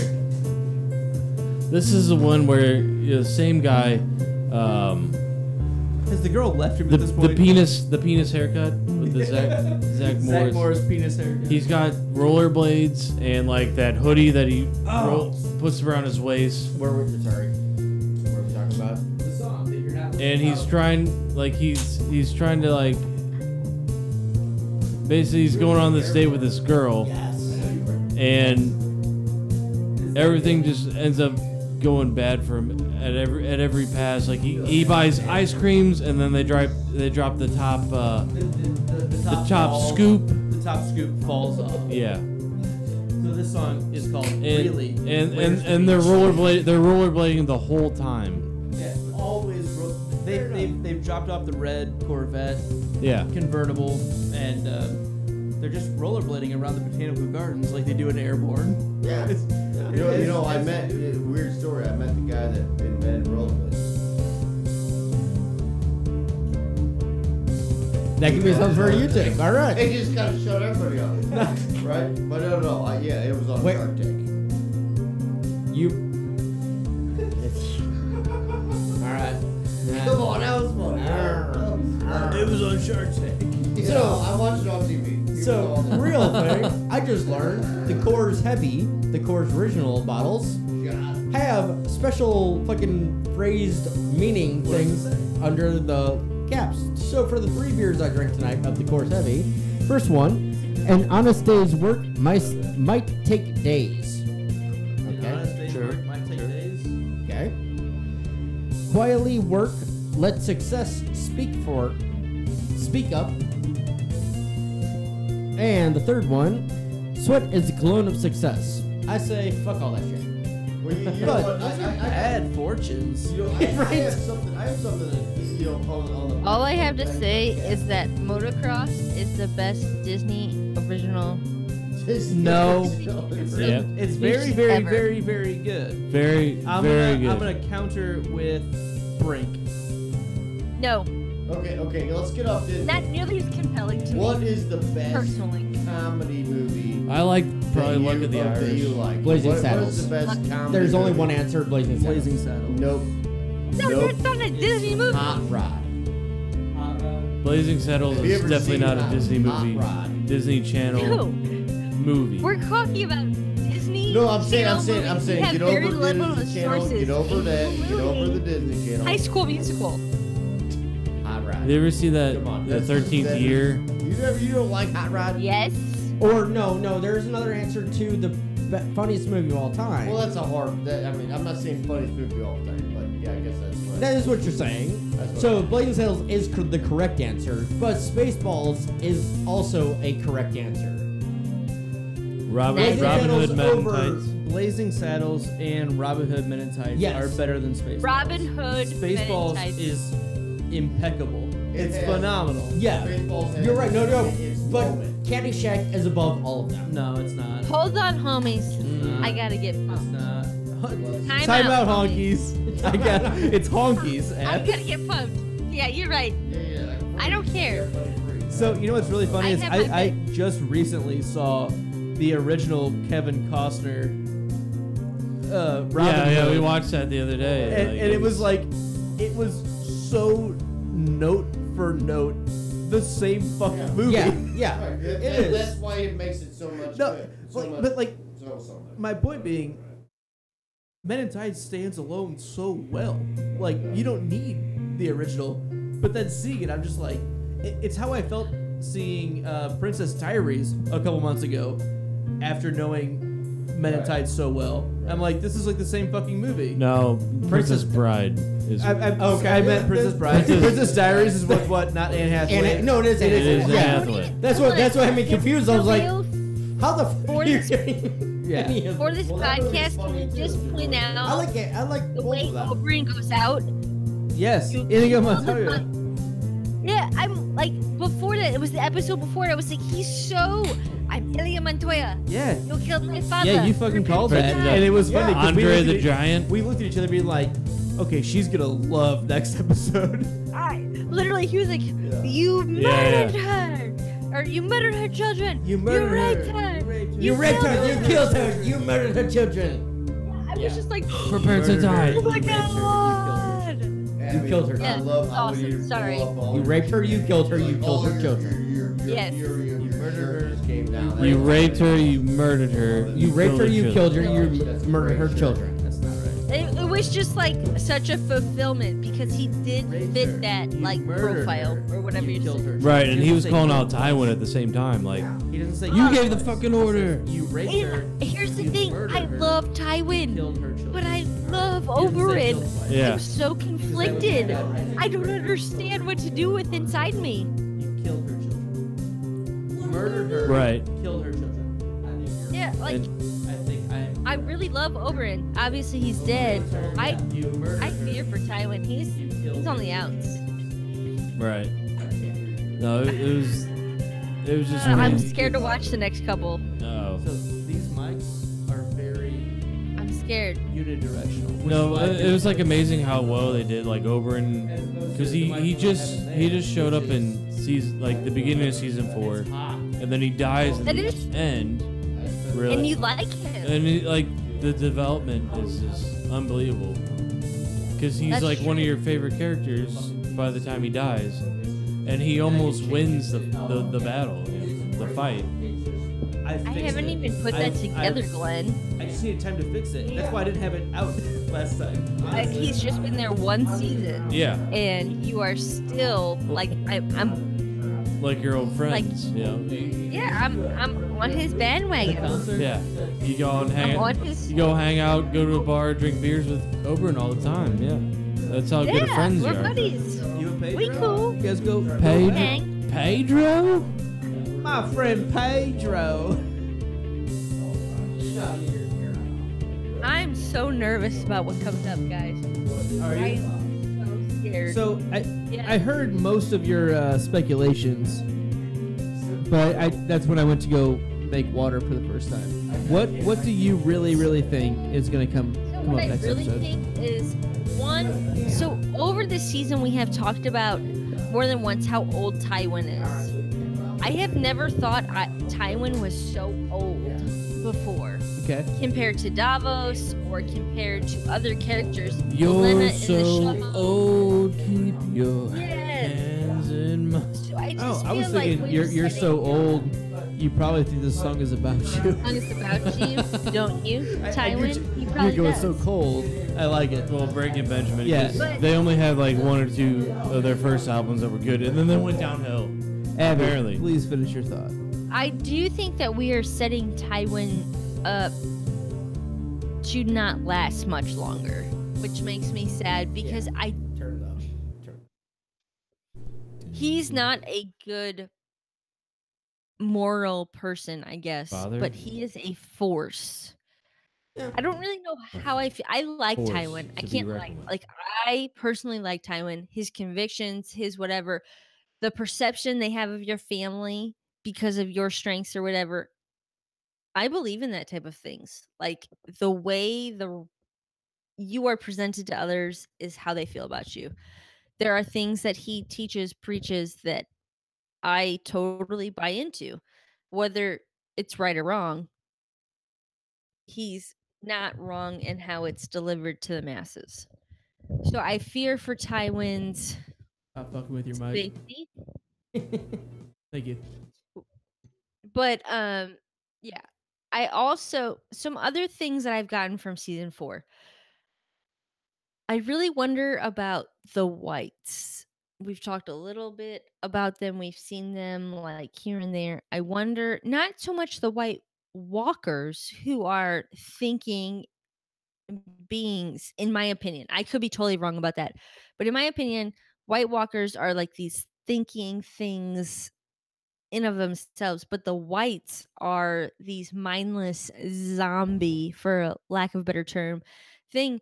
But is it just humans? Is it vermin? Is it animals? Is it When you brought squirrels whatever. into it, I was like, "That's fucking brilliant!" They just got But an I mean, army like, of could you undead squirrels. imagine I love it. the I Undead love squirrels the and terror that could be berry happening? acorns and stuff. If you got just the vermin, Yeah. you have rats, squirrels, and bunnies. Bunnies Ratatouilles. fuck like bunnies. Like Rats, there's squirrels, tons and of bunnies. bunnies. Oh my. There's tons Rats, of squirrels, and dead bunnies. Oh my. bunnies. Like they could just infiltrate Castle Black. Like Yeah, boom, yeah. done. No. It would be terrible. And- So I just wonder. I can't And let's say anything. You saw the horse. That's about it. yeah. But That's, Luke, Yeah. I will say you're correct. which Because- leads me to believe like there has to be other big game out Died there on that Cragnell has song. died. Yeah, I no, love yeah, that guy. He's yeah. fucking awesome. I mean, hell, it's fucking 6 a.m. for him, or 7 a.m. now for him. So Yeah, So- he's in Australia, right? no. He's More on season 4. he answered it, and Dion, sorry. Say again. I think you're Europe. You're in. I thought he was in. He just woke up. Like it's around. I thought it was in Australia. It was like 5 a.m. when he just woke up. Sorry, I apologize. Still there. Yeah, The but point is, My he's cool as fuck. Yeah. questions Denmark. going into Denmark. Denmark. or Yeah, it's ending okay. Season 4. Thank you. Yes, It's thank you for amazing. Thank you for spending your being morning here. with your Sunday morning with us. We appreciate it. Yeah, Cheers. Cheers to that. Yeah, heck yeah. So- So the Maesters. Copenhagen. Well, hang on. I do have to say this. Luke was correct in the phrasing. You raped her, you murdered her, you killed her children. Yeah. That's what Luke and Kel Right. said. And I said you raped her, you killed her, you murdered her children. So I think I said it wrong first. No. I think I said the first time I said it. I think I said double. you murdered her And you murdered. raped her, which brings a necrophilia into it. Yeah, My point no, being, I'm gonna you were do correct this- in the end before I started looking up. So I'm giving you credit. Just So there you go. Abby, what the I hell are you feel talking about? I feel very confident. So this is my other thought of season 4. I wonder where the Maesters are being funded or who their loyalties lie to, because I understand they serve families and whatever, but there is the Citadel, right, which is located in Old Town. Old I Town? believe is Yep. okay. Which is But in the who Reach. funds that? Old, Who fucking funds Old that? Town. So- They have Old Town Donuts. Old Town ladies sing this Old Town song. Donuts. Do da, Do-da. do Oh, by the da. Tooks. Can't Town ladies. Old Town Donuts in Florissant so funds them because they sell donuts. Oh, that's not So- that kind of place. It's not that kind of place. I'm sorry. It's- It's not that kind of place. season Lazy Titles. 4, The we've funniest also movie. learned that Oberyn. Sorry. Go ahead. You know what? I don't even care. So A fool of Oberyn's a sister took- was married to She's Rhaegar awesome. Targaryen. Yes, And then- Elia And of Rhaegar Dorne. Targaryen was not faithful to her. We also know that Robert's rebellion Yep. started because Lyanna, whatever her Yep. fucking name Yeah, is, Lyanna Stark. and Rhaegar, like he would kidnapped her or whatever. Or she went willingly. We don't know. Like it's BS. The kidnapping BS. Jon Snow is that fucking Rhaegar guy. and Lyanna's totally willing fucking baby. He's a Targaryen, and that is it. And right here, I don't care if I'm wrong or right. He deserves the crown. Like he is the first bloodline. He is over Dany at this because point. what? Fuck you, Dany. Well, hold on. So if what the fuck you're saying was right, what does that make him to Dany? That makes okay. So Rhaegar is Dany's older brother. Yes. Mhm. Sorry, I'm going. Okay, so Rhaegar is Dany's older brother. So that makes Rhaegar. He was in line, making Jon in line for the throne, making Dany like obsolete. Fuck you. And I love Dany. I'm not saying you don't have like because we don't. Nobody knows about Jon, but Jon is a fucking like I don't know. Like I have spent way too many hours doing this shit and now I'm trying to be on Dany's team because she's not wrong. Slavery should end. She has a claim. I get that. But Dany is obsolete because Jon's the real true heir, I guess. Except that Robert, hold on, wait though, because Robert won the throne by conquest. So Robert is technically the true heir, which makes Gendry the actual heir of the throne. Hey Abby, where does power actually lie? Where people believe it is. Exactly. So what the fuck does it matter? Because Tywin is the man. So I'll just leave with that. Yep. Because yeah, Tywin, once Robert this takes is over, why- the Targaryen line has ended. So regardless of Good. who is what, I Dany know. doesn't have a claim anymore. That line has ended. No one gives a fuck, And- right? Right. So I'm not downplaying anything that you're saying. I'm saying you're entirely wrong, but I'm also fucking with you entirely. I'm not. And now you're triple guessing what the fuck is true. No, I'm not. But Because I He my was I playing have 12 finally, feet chess with you. because I went My point from being- Benjen being his dad. This makes so much more sense. My point being, whatever And where the the fuck fuck it is is. We always play 2D chess. Where's Benji? And where is Gendry? Where's One, Gendry? two. Where's Sirio Pharrell? Gendry. Gendry. Thank you. Always say Gendry. No, it's Gendry. It's Goddammit. say Gendry. You know Gendry. what's the word? Gendry. Gentry. It's gentry. Gentry. It's the same fucking word. General. It's gendry. General. It's the same fucking Because word. honestly, if Good. you went through like the G-O-O-D. Yeah, which is Good. really close to Gendry. So if Real Robert close. wins the crown It's by gentry. conquest, so he gets it from the Targaryens. Really, Roy de Trees. Gentry my bitch. Glendry. is Glendry. Abby. Where's- Sorry. where's Gendry? As us about He's abandoned cute. plot lines. Where's Gendry? Good question. Where's Gendry? Where's Gendry? Minji. Who knows? It's down the road. Oh, Gary, Garrett. Gary, I'm not here. Have you seen that South Park episode of Oprah's And do you know what the basically worst part of all of vagina, this? minge, Oh, and Minji. asshole? Minji is over. Gary. Gary. Oh, Gary. Oh, Gary. How many episodes are there in each? Like 10? 9? Minji. Two favorite South Park episodes. Two favorite South Park episodes. go. Number one is the Mormon one. Oh, Yes. Dum dum dum dum. That's how the Book of Mormon was written. Dum dum dum dum dum. And Grandma has to watch that. Grandma Joni, who someone has to play that Yes. for Grandma Joni. Yes. Dum dum dum dum dum. Who lives in Nauvoo, Illinois, where the Mormons Where the We're Mormon Trail created. started. Reign Where the supreme. Mormons No, were they weren't created. created. They were created No, they were in not New York. created. They They were were created in New York. shunned out of Nauvoo, Illinois, off of marshland that we sold to them, swampland that we did not think was fertile. They made fertile, and then we said, "Get the fuck out!" You can't And say the we. Hogan- We have no idea if it was we, but Oh, it was us. Oh, it was a. It It was. was our family.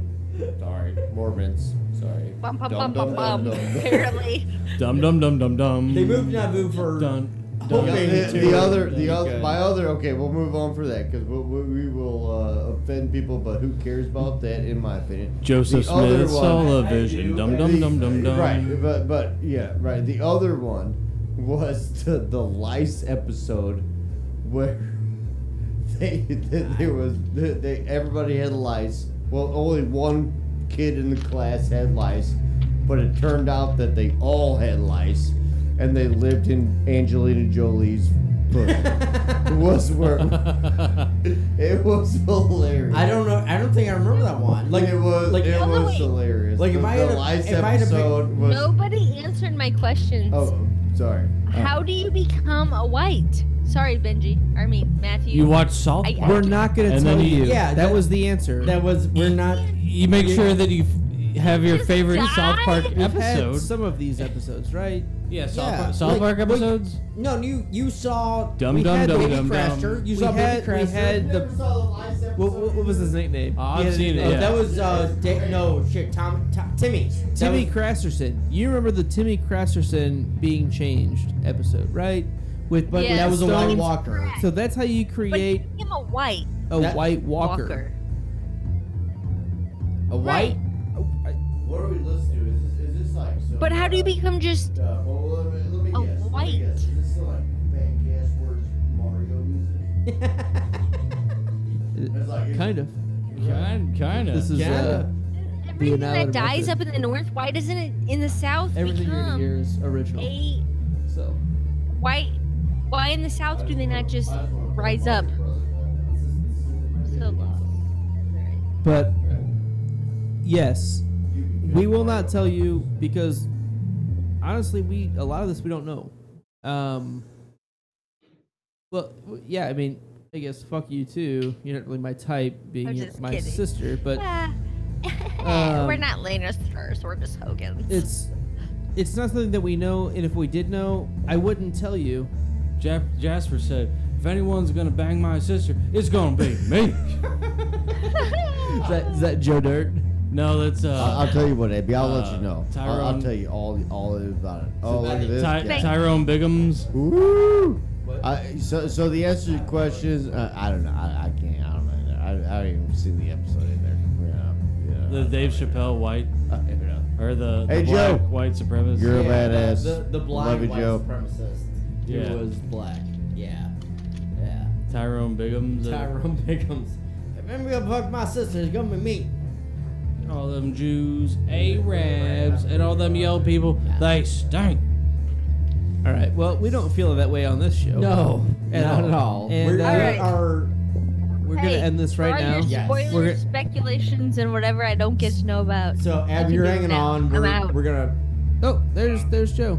Yeah. Joe Bad. So please join us sometime later this week for Abby's first time watching live reaction of episode 10 of season 4, The Children. Yes. And The chillin'. Also, she's gonna see some shit. We're gonna give a see shout some out for shit. Myself. The children. Check out Mackenzie B. Mackenzie L. Mackenzie L. Mackenzie Wrong L. letter. One of the Mackenzie L. L letters. No, L no. Burns. I knew the Burns. Mackenzie L. Burns. Find her on YouTube. I'll be there on Wednesday going way back to a year ago. Season 1, episode 3, which is Jon Snow.